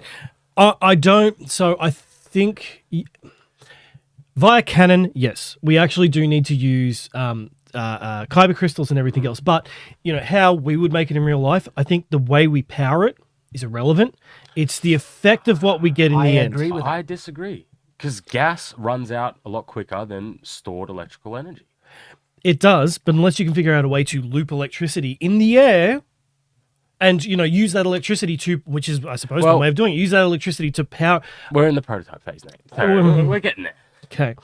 Next on Shadiversity, all of a sudden we're getting superconductors What- because we're going to try a thing. What I'm getting at is, do you think that they're taking the wrong route? They're taking this sort of route where definitionally we're saying it's more of a blowtorch than anything else. Even if you continued down this route, it's still going to end up as blowtorch. Yes, but I think they are taking the wrong route, but I think they've taken the smart route. And the reason being is For because video content. not just. Well, yes, I mean, but it looks like when you look at Yes. it, and it's from a lightsaber. and from an engineering standpoint, the technology of what they're kind of doing, where the boundaries they're pushing, they can do the Iron Man torch. And they can do multiple things by using this system. So I think they're being very smart because But would you call the Iron Man palm rocket a lightsaber? no, and it's the same tech. Exactly. So no, I stand by my original thing. It looks really cool. Yeah, it looks fantastic. It looks looks like a lightsaber. amazing. Looks But we've also seen recently the Disney Parks one, which actually is really cool. And it's a prototype one as well. It one doesn't that cut actually anything. extends. Yes, but it actually extends. And slowly. Yes. I know, I love that. I mean, there have been models. When I say models, like concept designs of something that is effectively it's got a telescopic ceramic kind of core. That's the only way to do it. That extends and then has plasma, kind of like holes along the whole length that then sets it on fire. without having like a small singularity to bend the light at the top and bring it back down or something. And so then you would get the physical contact. No. that would function. No, No. All right. I don't want to get your hopes up. Okay. So for a very long time, I've had in my mind a way to make not a lightsaber. I would say more of a what are they called? Nathan, what are they called that the Magna Guards use? Grievous's Magna Guards, the electro staffs, something. I know the ones. Yes, but we can make potentially a self-contained extending. Electricity swords? Yeah, I'll fight you with it. Or Yeah. with taser swords. I can perhaps do this. I'll fight you with taser swords. and I've been meaning to do it for so long, and I've just never gotten around to it.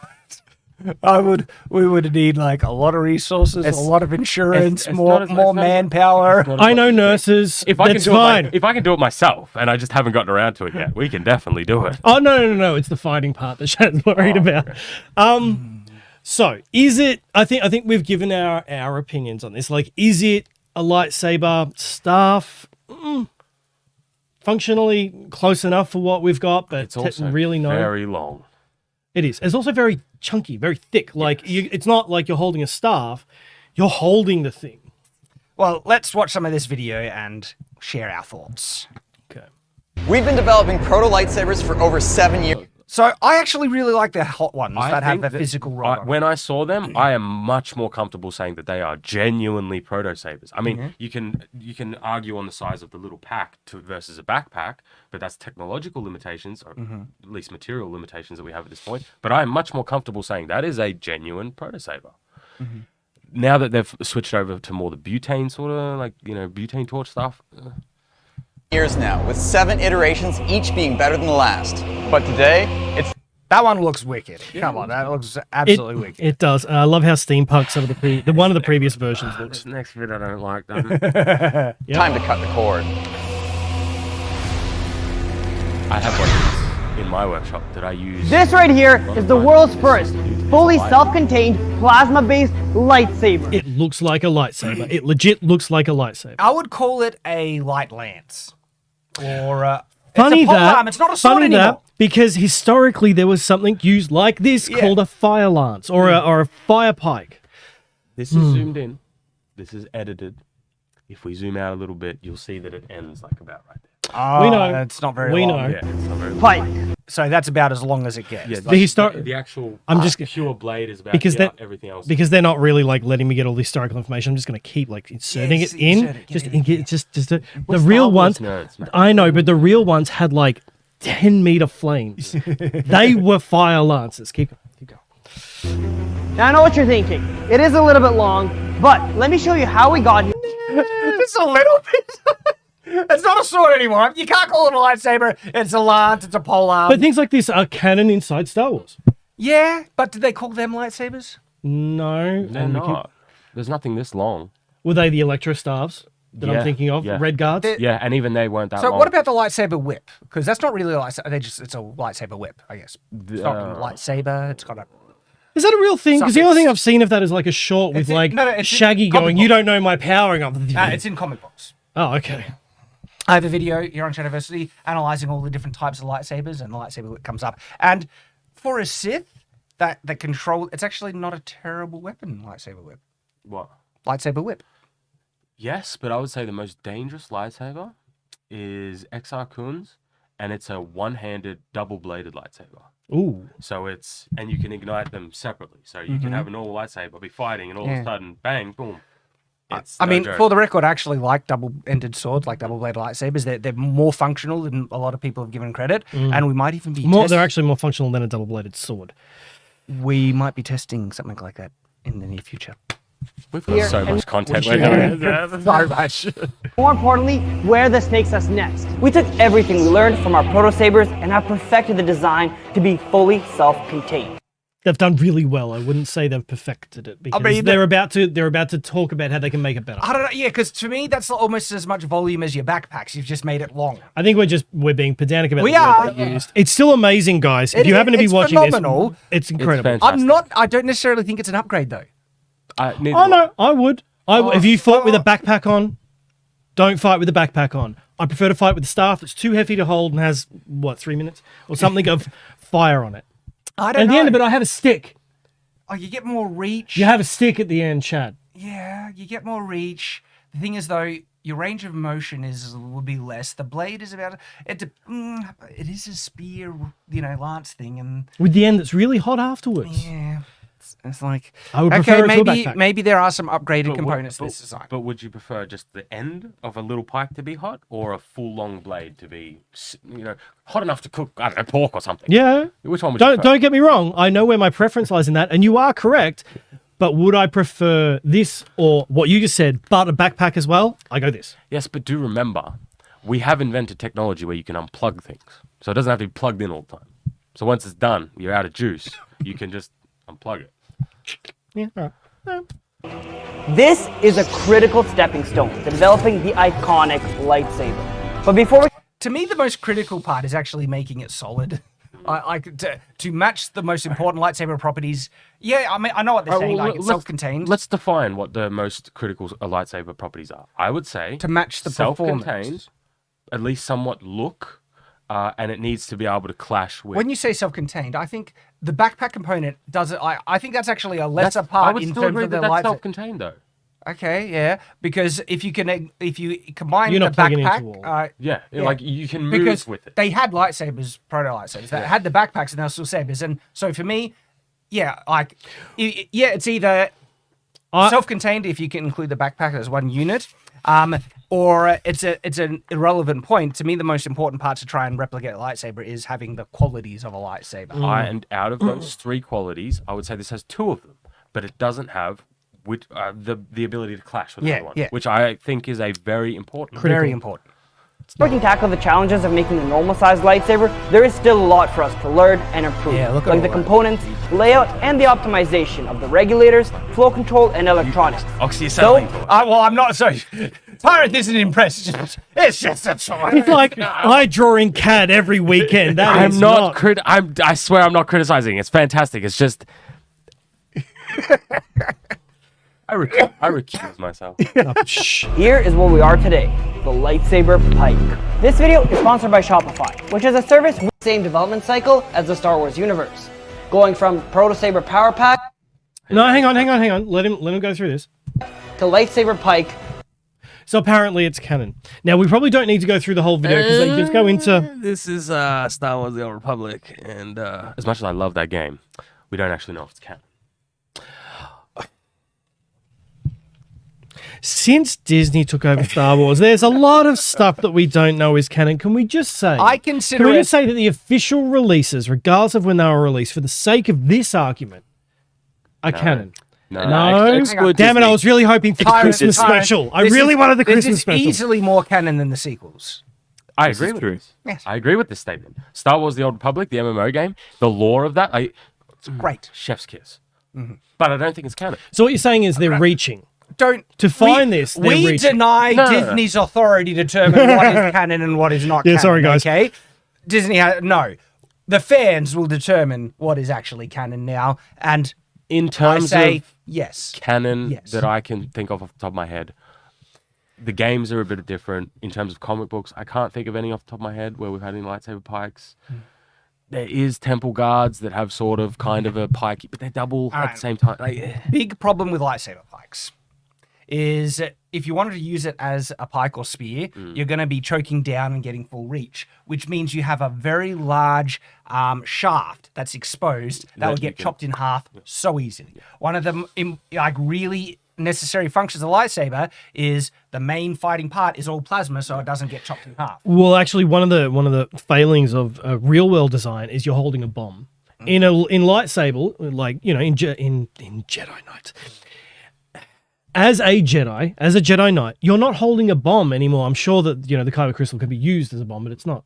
Yeah, standard. we've seen them chopped in half and they don't explode. Exactly. Whereas you chop a butane tank in half. Disney canon, Okay. Anyway, you chop Last a butane. Jedi. You chop. Disney isn't canon. You chop a butane tank in half, or an oxygen tank. It's a bomb. Yeah. I mean, Yeah. So even if you're holding it, shaft down, and it happens to get hit or crack, and you now have plasma heat coming out the other end, it's the recipe for that thing exploding and taking out as much of you That's as your why I opponent. said In the Power future- Source is an interesting definitionally. It's interesting. universe. sorry, I accidentally pressed the button. But yeah, we see Anakin's lightsaber get chopped in half. In, Oh, we've seen a few of them. Clone Oh, I've seen Wars, heaps, and they don't explode. But the thing is, though, that's a big vulnerability for a lightsaber pike, which is why I think this would be a very rare, if never actually used functionally in the Star Wars universe, if they're approaching it logically and functionally as a weapon. You're fighting other using- lightsabers. Because it's just too exposed. You would You would want, you would want less halved, more saber. Yes. Yeah. Well, that's why. Going from That's why a single blade, a one-handed, double-bladed lightsaber. Yeah. No, I agree. exposes I agree Even- with Shad. You could get a handle about yay long. No, and you'd still want- be fine. It's, I would want it like the height. that'd be the longer you go, the easier it's going to be to chop in half. Double No, but that Pass for me that one maximum speed and reach. Pass me that lightsaber. For maximum speed and reach, you want your hands about that far apart, That's which is literally about shoulder and a half. double-bladed lightsaber. That's the size of that you get. That's how big they are. Yeah. That's just how big they are. I know, but like the leverage and speed you get out of that compared to leverage and speed you get out of that, like you would get more. So I would agree, but I still want more saber than in half. Proto Saber Power Pack to lightsaber pike and in the future, the fully self-contained lightsaber. Is it possible? Well, yes. This right here is proof that we're making progress. And later in the video, I'll show you exactly how we plan to get there. Regarding the design, I've 3D printed. Look. That's a bomb. Look at that. That is a bomb with 4 sections, 3 oxygen sections and 1 butane because section. of that, like, I would never use it in combat because of the danger. So, like, yeah, if this design, a butane fueled lightsaber, even if they could make it clash, I wouldn't want to use it because, again, yeah, explosion. so instead of someone goes under and gets your hand, sick. But even if they just get the shaft of the thing and hit one of the under fuel to get your tanks- hand, that's what I mean, yeah. Yeah, let's see. Sorry, I just want to, before we continue with this video, because this has already been done. There's already been a self-contained, can you type in lightsaber reel, I guess. There's already been one that's done. How quickly is he going to find it, ladies and gentlemen? I can't remember his name. So while he's looking this up, I will talk about. Oh, you got it? No. The historical stuff, which is in China at around about. I want to say somewhere between the 10th to the 12th century. They started with fire pikes, which were bamboo tubes on the end of sticks that they originally had spear tips on, and they were used at the front of a warfare as shock tactics. And you would have like 10-foot flames. No, I wanted to show people something. You would have 10-foot flames, like massive we don't amounts of want troops. Yeah. How long ago? More information to come in the next gap. So this was done 7 years ago by Alan Pan. He's a YouTuber. He does a lot of this sort of same stuff. This was 7 years ago. He made a self-contained lightsaber, the exact same that we're seeing now. Like, it's the same thing. I remember seeing this. Yeah. And this is all... I remember the flickiness of the fire, This yeah. is all self-contained, and this is basically the exact same principle that's being applied, just on a more destructive scale, we should say. Yep. So, Yeah, I remember Same this. And I remember thinking the same thing. God, that's dangerous. Because you wave it around, it's just you're waving a really long fire. Though the flow they've got out of the blade is a better flame. It's true. the Hacksmith ones have got a lot more grunt. But it's also the same. It's the same principle. Same of principle, like- and this is in a smaller form, Yeah. like a genuine. It's actually in a replica lightsaber hilt already. But it's just important to put these things into context. That's all. Now, a lot of this video goes through the build of it, so I don't think we're going to watch the video Okay, in its so, yeah, entirety. We can skip the build components. Yeah, where we're talking about like fuel and everything else, and maybe just go to the destruction part. Yeah. It's See, they're building Hacksmith. Most of the video is building, and it's amazing. And yeah, I I Go watch it. watch it, and I'll watch it on my own time as This well. is Tyrant's ASMR. He just watches Hacksmith. Before I came to Shadiversity, this was my daily life, just in the workshop, and it's like, man, I was at peace those days, Chad. I was very peaceful back then. Here. I've been really passionate about building this is products for merch. Action.store, and especially our new line of Hacksmith tools. It's given me the chance All right, so I'll skip it because I know what he's wanting to show. So There we tank go. with almost 3 times the volume of the original. It's got full metal construction. It's modeled after the original. You can't. I think it's cool. You It's a very little can't tool, it's see cool. it through the camera because he's not looking directly at the camera. But his eyes went like they dilated down in The anger. best part We is can all go down saber to the that we main made street right now my and get one of these. favorite part, One, the I flame have one in colors. my workshop. Do they look like a lightsaber handle? Do they have little different color bits you can put in? The best part is all sales. It's like me getting a sledgehammer and going, this is a Thor hammer. You can buy this off me for $200. If you made it look like a Thor hammer, it would not the right shape, but just do the engravings and stuff. That doesn't look like a lightsaber. It's kind of. It's a little, I don't know, is it a bad word to say chud? It's a little chud thing. Is it a bad one? Too late. We're doing it Go towards our live. full-size lightsaber development. These are Okay, available for let's skip. Criticize. I'm not, Fun. I reckon they're great. it's just a lighter. I'm sorry. I am sorry. In this particular point, I have to say this. It's just a butane lighter. Are you Literally. What do you call Elon Musk's flamethrower? Well, that is definitionally a flamethrower, though, because it throws said flame. I meant to say Elon. Did I say Alan? Elon. Oh, Ellen. No, Ellen. God. All right, Elon. Would you call that a flamethrower? Definitionally, it throws flame, yes. Okay, because it's Like it's not, but it is. But definitionally, it fits. So Definitionally, this is also a lightsaber because what you're classifying as a lightsaber for what Hacksmith are building, it's this. no, I'm not. So tired to have a stroke. There is.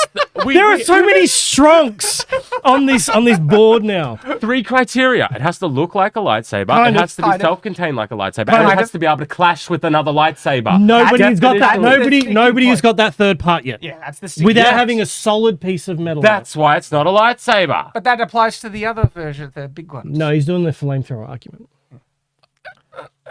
But that's the same criticism Keep we have going, on keep the going, big keep I'm going. gonna have an aneurysm. Pre-order on hacksmith.store gonna make right it now. Makes it so Shopify. There's a reason in person and your own business. Holy System was next. What sets Yeah, our you might lightsaber wanna apart just from sweet scrub temperatures through of because a lot of 4,500 this is degrees. build. Yeah. Look, he's using a lightsaber there on the steel. Look at that. He's using a lightsaber to make a lightsaber. Building. What came first? It's like a time travel paradox. okay, so- Grandfather paradox, ladies and gentlemen, in Hacksmith Industries. Hey, that looks like a carbon fiber handle.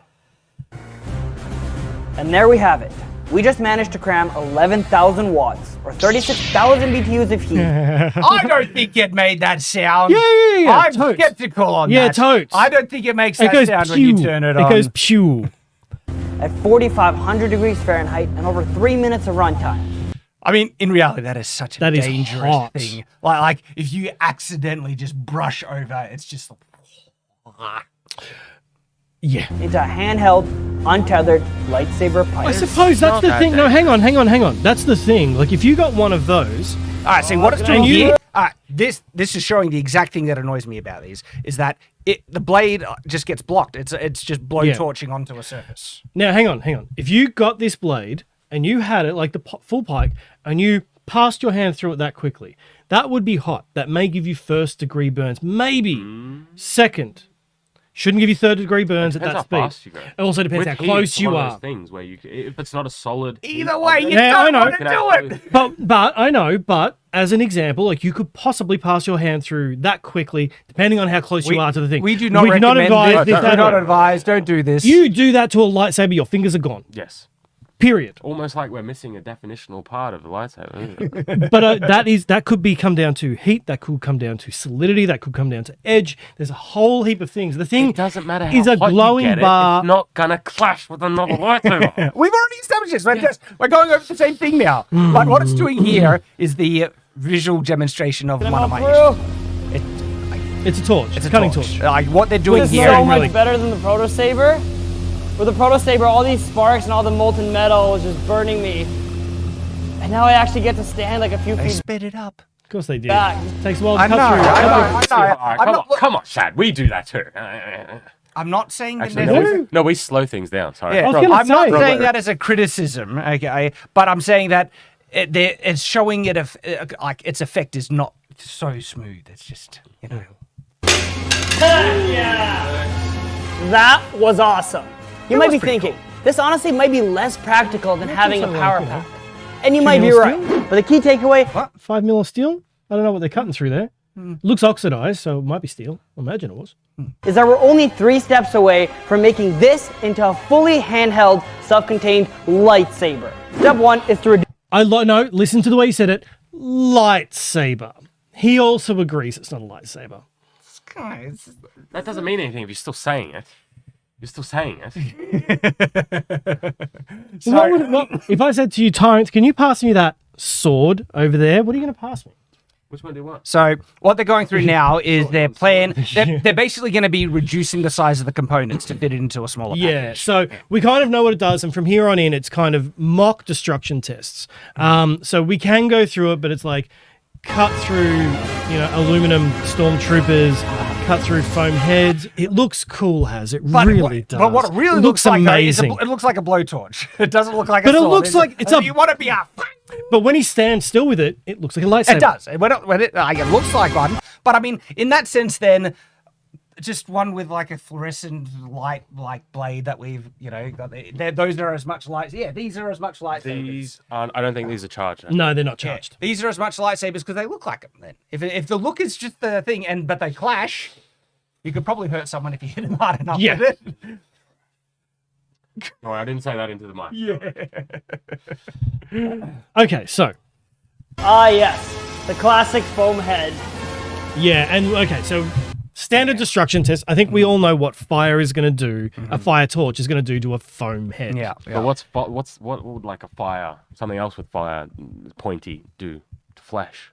What would that do to flesh? Not burn it. It would just probably burn it. Yeah. You want to cut. You want it to. Yeah, we want to cut deep and sear it.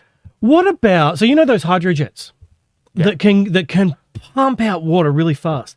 What if you could diamond? Yeah. What about if you could pump out plasma at that type of velocity in that type of a jet? Would you classify that as a blade? Well, because that will now not only clash. Like if you hold wood, It wouldn't clash. It wouldn't clash. It would cut. It would cut. right? But you get two water jets and you put them up against each other, they're going to go. The problem is, I would say, You get resistance. you need a start and end point of a blade. Like for example, if you get no, if you we're get like a ignoring- laser pointer, is that a lightsaber? It doesn't end; it's endless, but it needs to have a start and end of the blade. This is definitionally. I just didn't think I needed to say that. What are you playing tennis, Shad? Yeah, just keep going. I'm enjoying it. Yes, you are right. No, you don't need to say, but I'm saying that is a type of technology, if we're talking about different types of tech, that you could utilize. I doubt lightsabers have edges from senior sticks with $2 Thanks for the super chat. They do. It's just a 360-degree edge. All right. Woo! Heck yeah, I love this thing. It took us nearly 7 years to get to this point, and probably close to explosion there, $500,000 Shaq. in that Something like time. that. And while we couldn't have done it without you guys, our viewers, Okay, and it's going the on road to promo and merch stuff. and So everything else. look, I think definite props to what they made. It's dang cool. Okay. Oh, yeah. But in terms of if we're being trying to be objective here, is it really lightsaber? There's a couple of qualities that just they're not there yet, and that's our kind of hot take. That's been my opinion for most of it, and I actually think the solid ones that they had are probably more lightsabers than this. How do they hold their hands close to 10,000 degrees? When gas passes through, it's actually cold. It's not until it's ignited. So it's the actual handle will be nice and cool. Except unless you get your hand too close, and then all of a sudden all of that But- flashback is now coming at you. But the I am surprised. Like, I don't know how much radiant heat that beam produces. It must dissipate pretty darn quickly. I would say that they probably have some sort of thermal exchange in the emitter. Well, I mean, the guy is holding it about this close to his head, and if I got that right, yeah, about that close to his head, and it's illuminating, and it doesn't look like he's frying his hair or anything. We did. We had a lightsaber. Mine's gone. Funnily enough, if you have a butane lighter, it'll do the same thing. The gas is pressurized, and when it goes in, it's freezing cold. Yep. So yeah. Alrighty, so there we go. That's the video that we loved and had fun responding to. And I have nothing respect for this. Oh, yeah. I'm one of the OGs. I'm allowed to say that. I've been there before, like 10,000 subs. I mean, I am old school. So we It's didn't just get not to a it last week, and so I want to get to at least one writing sample, and then we'll do super chats. And so this one was sent to us by James Stovall, I think, and this is the writing sample, and I haven't even pre-read this one, so I'm just going to go straight into it. So it begins with, the two men locked eyes. On the south end of the road stood the mysterious figure which had pursued McCain for these past months. Interesting. That's not a terrible opening, but sorry, it's actually continuing. So this is all continuing the sentence. And on the north end stood the rustler in question. The rustler. What do you think that, like, when you hear rustler? What do Horse you... rustler. Horse rustler? Yep. Same thing. Okay. I'm not familiar with that word. All right, so the two men locked eyes. I think this is a satisfying enough opening. On the south end of the road stood the mysterious figure which had pursued McCain for these past months. I think the thing that you want to look for is there redundant information here? And it depends how necessary it is, to know these things. But when I say necessary, right, it creates a gap of information. Why has he been pursuing him for a few months and everything? Which is why it's useful and effective having that information in this opening line. And you do want to create a gap of knowledge, like a question, for the opening. And so, okay, that's working. North end stood the rustler in question. McCain's grip on the young boy loosened. Okay, and the teen took that moment to wriggle free and scurry into the near back alley behind the saloon. You killed. Okay. So first thing, the beginning of the dialogue, you have dialogue marks and everything. This needs to be a new line. Okay, when you're starting someone speaking, like formatting, and it's important because if you're publishing this, that it needs to be on a new line to indicate someone is speaking now. So you killed the man in Montana, spoke the Templar, his horse and okay, so his voice is hoarse. The thing is though, well, my first impression when I read that, horse. I thought he was his horse was gonna rustle or rear or do something, and so that threw me a bit. And so perhaps use a different descriptor to avoid getting. So his you could say harsh and commanding voice boomed over the quickly emptying streets. I think this is good, and you're sneaking in like information that is contextualizing what's going on around us in very small bite-sized chunks. So you're avoiding info dumping the scene, and you're drip feeding the scene contextually, which is good. This is exactly the way you'd want to do it, because again, it avoids info dumps and it helps contextualize things bit by bit. Okay, and so emptying street. McCain thought a quip to be appropriate. That one throws me a bit. Okay, again, because I don't know if this is the same person that spoke previously. Look, there was the Templar and McCain. They must be two separate people, but this should be on a new line, okay? Again, important formatting stuff. New line indicating someone else is speaking, because you could assume that McCain is the Templar and it's just repeating or something. You gonna needs be more specific, mister. The annoyance in his voice stood stark against the white-clad challenger's calm demeanor. Okay, I like the descriptive thing and everything, but McCain thought a quip to be appropriate. Clearly, he thought a quip would be appropriate if he's saying it, and so that's a redundant description. Mm-hmm. You don't need that at all. You could just have gone, because we can tell by the contextualization what's happening. He's saying it, so therefore he must have thought it appropriate, and it's a bit quippy, not huge, but you're going to need to be more specific, mister. The annoyance in McCain's voice stood stark against. That's the way you would do it. And then you'd have the attribution of speaking after it. And you could do a beat to indicate who's speaking, like, McCain tilted his head and looked, through his steely eyes. You're going to need to be more specific. But if you want to imply cheekiness, you could say something like, McCain tilted his head forward, his mouth slightly raising or the side of his mouth raising in a slight grin. And that indicates the emotion or the kind of intent, the feeling of the line, which then is, okay, it's going to be a cheekily delivered line. And then that gives us so that's called a beat. And it's an attribution to tell us who's speaking without needing to do a saidism, McCain said or something like that. And I think that would be more effective in that. And it's like, you're going to need to be more specific, mister. But he's actually being annoyed. And so if you're wanting to convey annoyance, instead of the slight grin, you could say, side of his mouth, sneered a bit or his brow furrowed, any number of descriptive things to get that attribution and to get the annoyance. But overall, not terrible. I think there is definitely things that you could smooth out and clear up in it, especially new person speaking, new line. You need to get that formatting correctly, because that's actually important cues to the reader to know someone new is speaking. So whenever a different person is speaking, it's on a new line. And so if you have one line from a single person speaking, and that same person follows up with another line without anyone else speaking, that's in the same paragraph, okay? But as soon as it's someone else, new paragraph, new line, they're speaking, and that cues the reader into the exchange. And by doing that, you can actually convey a dialogue exchange between two characters without nearly any attributions. Mm-hmm. Just, it's a dialogue line, new line, dialogue line. The reader instinctively knows this is the person responding to the first thing. So important stuff with that you definitely, I would say, fix up. And a couple of little things like the redundant line there, but otherwise there was some good technical stuff that you're doing there, showing, contextualizing, describing the scene in small little chunks, which is good and effective. There we go. Great. We're going to be moving on to Super Chats now, because we have got a lot to do today. We've been streaming for a while now. Yeah. And thank you for your patience. That first bit, it really was a signal boost. We really needed to get that out. Yeah, absolutely. Oh, wrong one. Yeah, that one. There. I'm fighting. I'm getting. Okay. He's got this. Here we go. All right. Stop. Okay. So, Wally Yamuna, good to see you again, mate. For 11BRL, says, the Katana video criticism you got is well deserved. For for you not using a proper 14th century laser katana made from meteor ore quenched in the blood of a virgin weed.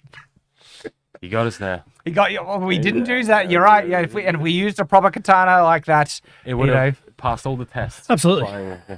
No, actually, I'm lucky we didn't. We did a space and time test. No, even That's what I mean. $20,000 one, it'll cut through space. That's why I'm lucky. Why we're lucky we Yeah, didn't but- test that. No, I think it's like it'd be fun.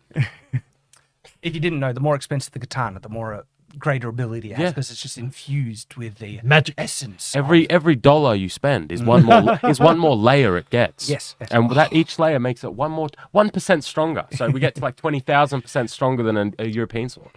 That's how this works. Robert Yingling for 10 US says, "Hey, Jill Berup is trying to produce her book under self-publishing. Awesome. Good luck to her. Would you want to help or give advice between you and Tim? Hello, future me. Could be amazing. Happy to, wish her all the best. I'm working hard to try and produce my own books, and so it's a matter of time and other things. But in terms of help, I've actually made several videos talking about things that you can do to try and, get things self-published. That's why I like to do these writing sample reviews to also give a little bit back. And so awesome. That I don't know. I didn't even know that she was a writer. So She's been doing a lot of backward and forward, and she's very prominently a dungeon master okay. as well. So it's an easy transition. Cool. But yeah. Oh, well, Richard, best of luck to her. Hope it does really well. David P. for $10 says, Shad, if the Titan Sword lives up to your standards, how would it go against emus? Why do you think I'm making it? And will you contact with the Australian military to finally win the war against the emus? Maybe. Look, we're focused we'll on get a the $20 million contract for him. We're focusing on the local war right now. We need to deal with the local menace before we, try and help. There's one thing at a time, guys. Those emus, though. That's why we take their eggs and carve them into art. Exactly, and we eat their young, their eggs. I mean, it's scrambled eggs. Vicious stuff here in Australia. So Brian Babin donates $1.99 with a thumbs up. He made it Thank red. you. How did you do that, Nathan? I like that. Hugo Itano for $2 says, hate to be the guy, but you should start a locals. So locals are, look, we are on Rumble. We are on the other ones. All of them. So it's Rumbles. My brain just went dead with the other one. What's the other one? What we're The independent alternative video platforms. So Nathan, It's we're on a Odyssey. few different. What? Odyssey, thank you. There we go. So Rumble, yes, we are on Rumble. We are on Odyssey. We are on Player as well. It used to be Utreon. And so we have those backups that people can go to get stuff. In terms of locals, I haven't even really looked too much into locals. So maybe I'll have to give it a look. It's just more work, though. Yeah. Stephen Brooks for for $10 says, can someone help me? This is how I donate to YouTube, ? Yeah, that's one way. And you can do a super thanks, or you could go Subscribestar has a flat donation option. Yeah. And on Subscribestar, they take a much less cut, only 5%, where YouTube will take 30%. So if you just want to donate something, Subscribestar is a brilliant option and alternative for you. The Beavernator for 22 Canadian says, I remember seeing the whistleblower video. Can't remember where exactly, where they bought video evidence of Google execs talking about socially engineering the Google search engine. Same deal with Metatron, I'll bet. Yeah, there's already examples of this happening where they curate stuff and shadow ban, suppress and everything. So the unfortunate reality, I've been seeing the effects on Shadiversity for a while. It's just this is why your support is so important. That's what really is keeping us afloat. And so thank you to everyone who's doing it. This next one we already responded to, but I didn't think with that nobody guy for US 10. He was the one who asked about the self-defense laws. We already did that one. So thank you for your super chat, that nobody guy. Well, that sounded like an insult. That nobody guy. No, that's his That's name. his name. His name on YouTube. But he does continue to say, can you carry anything for self-defense, or is it like Canada where pepper spray is legal and you say sorry until they stop beating you? You can't even carry pepper spray. No, you can't. Yeah, that's how bad it is. You're not allowed to carry anything for self-defense. I love it. As ridiculous. soon as a tragedy happens, somebody will be like, well, maybe people should be able to carry non-lethal things. And all the politicians will be like, we've got to protect our people. As soon as you say, okay, well, can we defend ourselves with pepper spray? No. It's like, It's insane. okay. It's insane. It's a sensitive spot for us. So Frank Knox for $4.99 says something in another language, and I'll butcher the pronunciation, and because I don't know what it's saying, I don't want to say it because it could be a trap. Oh. I am not familiar with that. It's just in some other language. Sorry. And it could be something very naughty. Yes. you can't say So that. we're not falling for it. It could be very genuine and sincere. Thank you if it is. We've got to be careful. I mean, why not do it? Infernal Saxon for $5 says aluminium bronze would be a great material for the hilt parts, castable and machinable and corrosion resistant. Is it strong enough? I'm thinking just doing mild steel. It's not going to be that thick, because if it is, it's going to be the entire weight. So they're actually going to be relatively thin parts, and we don't actually need to cast anything because we can buy flat bars, which we can just machine. I can machine. As long as it's not hardened. Otherwise, it sends too many vibrations through your arm.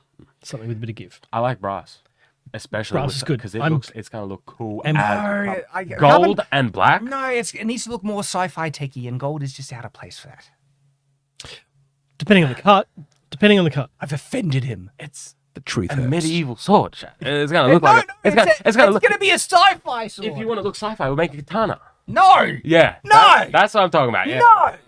You can make a sci-fi look like double-bladed sword. Of course you can. It doesn't look sci-fi. It'll look so cool. Just hydro drip some brass. Just hydro dip brass. It'll be fine. NGFA Entertainment for $2 says it's only $2, but Titan Sword ho! Thank you. Every little bit helps. We really do appreciate it. Judah for $2 says this is for the sword. Thank you, sir. And again, he says $5, and this is for the matriculations. Yes, sir. Thank you. Juin Wong. I always butcher that pronunciation. Good to see you again, though, mate. $5 says, Bow in Morty Alec. Alec has not too carbon far. fiber Atmos fab capability, unless Shadow has access to a mega autoclave in Fisherman's Bend. That's all. I don't understand a lot of that, but the guy who is being very generous to help us out, he's got tools. He's got tools, which is going to be very cool.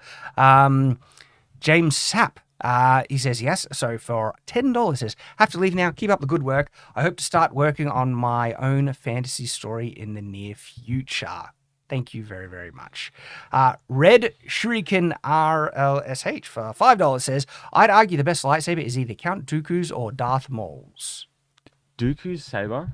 I don't know if you guys know, because Christopher Lee was a fencer. It's actually a curved lightsaber. It's curved, It's yeah. a curved hilt. I don't hate it's awesome to hold. It's actually super comfortable when it's the right size and thickness. I like Samuel L. Jackson's one. It's terrible. Right. Visually, the blade looks amazing. The problem is the shape of the hilt is sort of like a curve A recurve? onto the blade. So if your hand slipped, it would go straight into the blade. Like it's curved in sort of towards the blade. I'd have to check out. No, I like that hilt. I like that hilt. You're not going to slip onto the blade. With his, it actually curves into the blade. So if you slipped, it has rubber there, straight onto the blade. No. So Lenny Nalfunzen for €2 says, is Imperius a lightsaber? No, it's better. Them be fighting words, Joe. Be careful about that stuff. Oh. There are things you can do with Imperius if you're a light binder that are crazy. Read the And- book, you'll find out. And you can do crazy stuff with lightsabers. You can do better stuff with a. We're just going to have to agree to disagree. We've got Next stuff to do, so we've got to go. Leviticus Prime for $5 says, do you think it is possible for them to use some kind of lens to focus energy into a plasma like a kyber crystal? I hope. I really hope, because that's cool. We'll have to wait and see. Future, many things could happen in the future. Marked Ashamed for $2 says Metatron was demonetized. Yeah, we covered that first thing in the live stream. Go back to the beginning if you missed it. Yeah, it's awful. It sucks. And please support him if you can. I've been supporting him for years already, and hopefully it'll get sorted out. I'll be watching that very closely and see how that progresses. Senior Sticks for $2 says lightsaber nunchaku and lightsaber shields maybe. Lightsaber shields. I like that idea. I've always liked that idea. Just energy shields is like they No, need like them. solid on the back. You know, so they, you've got that you know light. they have energy shields in Star Wars, right? Yeah, Yeah, but specifically of a lightsaber. Like even just Gungans had them for crying. Yeah. walking down Yeah. walking down the street and people haven't trimmed their garden, you just walk forward and Like that annoyed me But because how's that any they different from just holding a lightsaber? energy shields are so insanely useful. yes. That only the Gungans had them. What's wrong with the Gungans? What are you talking No, it's a compliment to the Gungans, but they're the only ones who have brains to use energy shields, handheld energy shields. Like, come on, that's the best compliment for a like because you know one of the like problems, like weaknesses Jedi have. Get a scatter shot, just like a shotgun would be able to defeat a Jedi, right? They're too fast. Oh yeah, They'll super move fast out of the ball way. crap. All of it. The way you fix that. Handheld shield. It's like the ultimate thing. And by the way, Jedi can get shot. We saw it multiple times. They miss the mark and they get shot. Maybe if you had a shield, you'd be like seriously. I don't know. Shields are kind of mid. Them's be fighting words. Ecthelian Alpha for 1,100 CLP. Thank you very much. He says Disney is not canon. I Thank agree. you. Lenny Nalfolven, sorry for the pronunciation, $5 Euro says Elon's flamethrower is a blowtorch. It blows flame forward, whereas a real flamethrower throws a flammable liquid ignited at the tip in an arc. Thank you, sir. I couldn't remember the definition. I just wanted to try to get Tyrant, and I didn't get him, but you got it. Not you really. Well, because what's the difference between blow Next comment. and throw? Blow and throw. They're both throwing or blowing flame. comment. Senior Sticks for $2 says I doubt lightsabers have edges. Well, I mean this one. That one does. Look, it's a 360-degree edge. Yeah. If the edge is the thing, That the cuts. end that you strike with, I like the two-dimensional blade concept. I really like the two-dimensional blade. That's just me. That's just because I like the originals, but I think a flat blade, looks better. But functionally, a 360-degree edge is actually better. It gives you you don't need to worry about edge lighting. You just slap them in anything. It also changes how your body moves because you can strike with any point, and you don't have to actually strike. And you don't have to engage orient like a sword. And you don't you'd have to hold it. orient You'd hold it quite differently too, like just the thumb and finger being able to be used. Frank Knox for $4.99 says you're killing me, Smalls. Smalls. Refresh. I don't know the context. From the But, Sandlot. oh, is it? Yeah. I'm confused. It's a quote. Okay. Axe. Oh, here we are. Okay, so Karnak's Ketchful for $2 says Shadiversity Night's Watch music album when? We got some both theme tunes rock. The full ones, Yeah. are pretty not bad.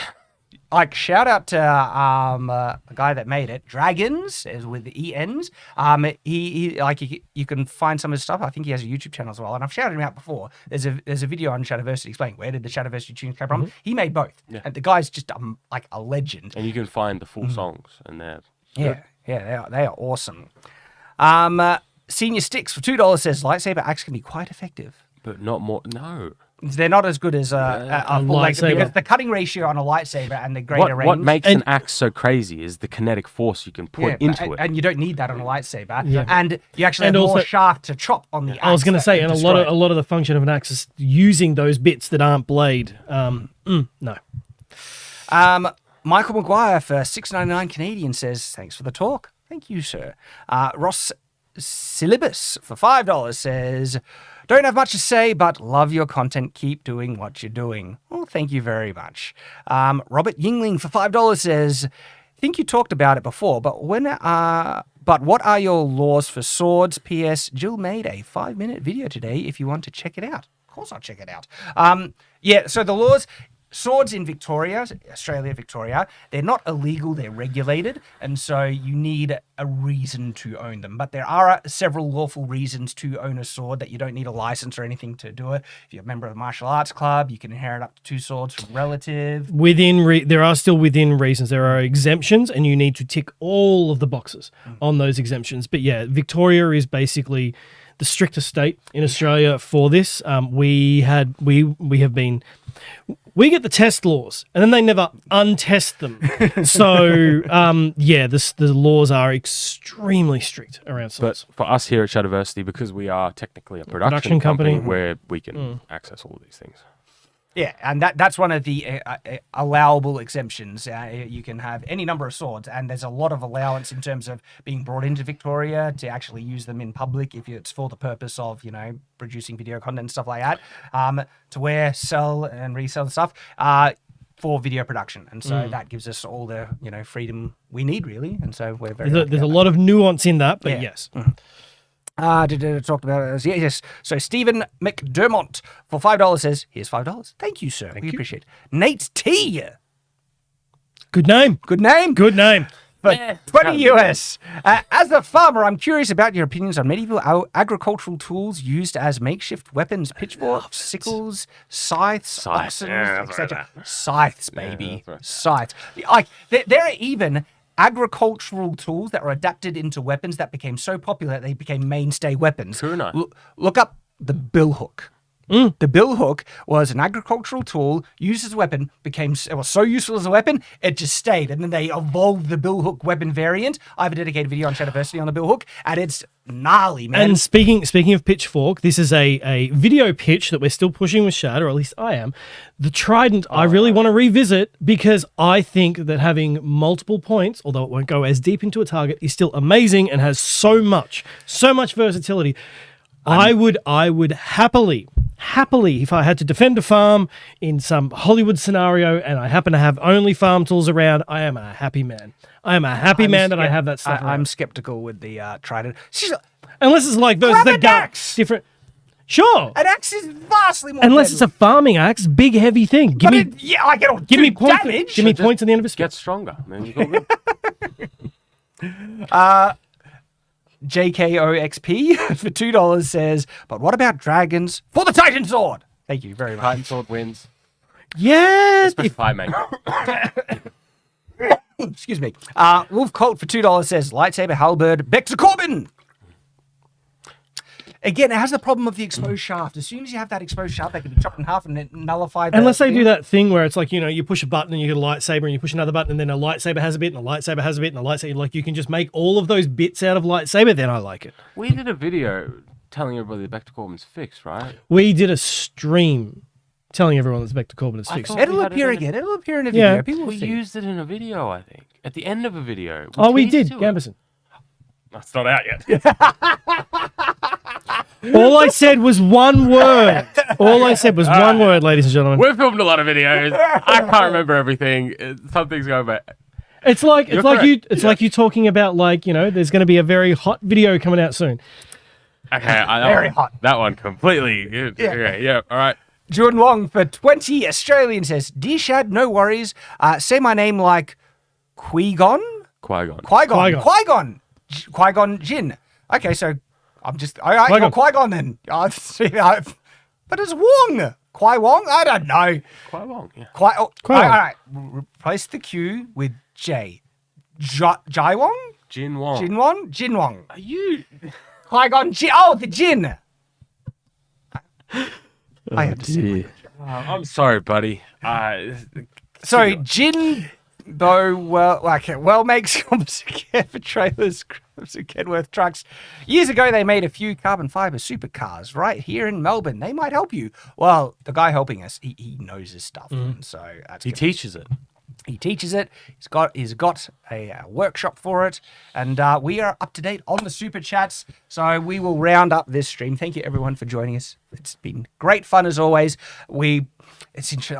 We probably will be putting this onto unlisted Straight away. Yeah, straight away. But the Metatron stuff is important, and for that reason, I'm thinking maybe keep it. I would do a dedicated video. Yeah.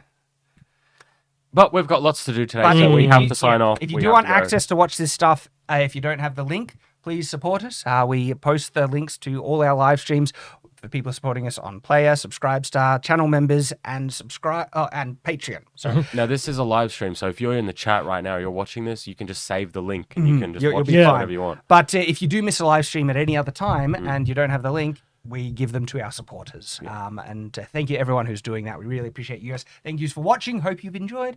And until next time, Farewell.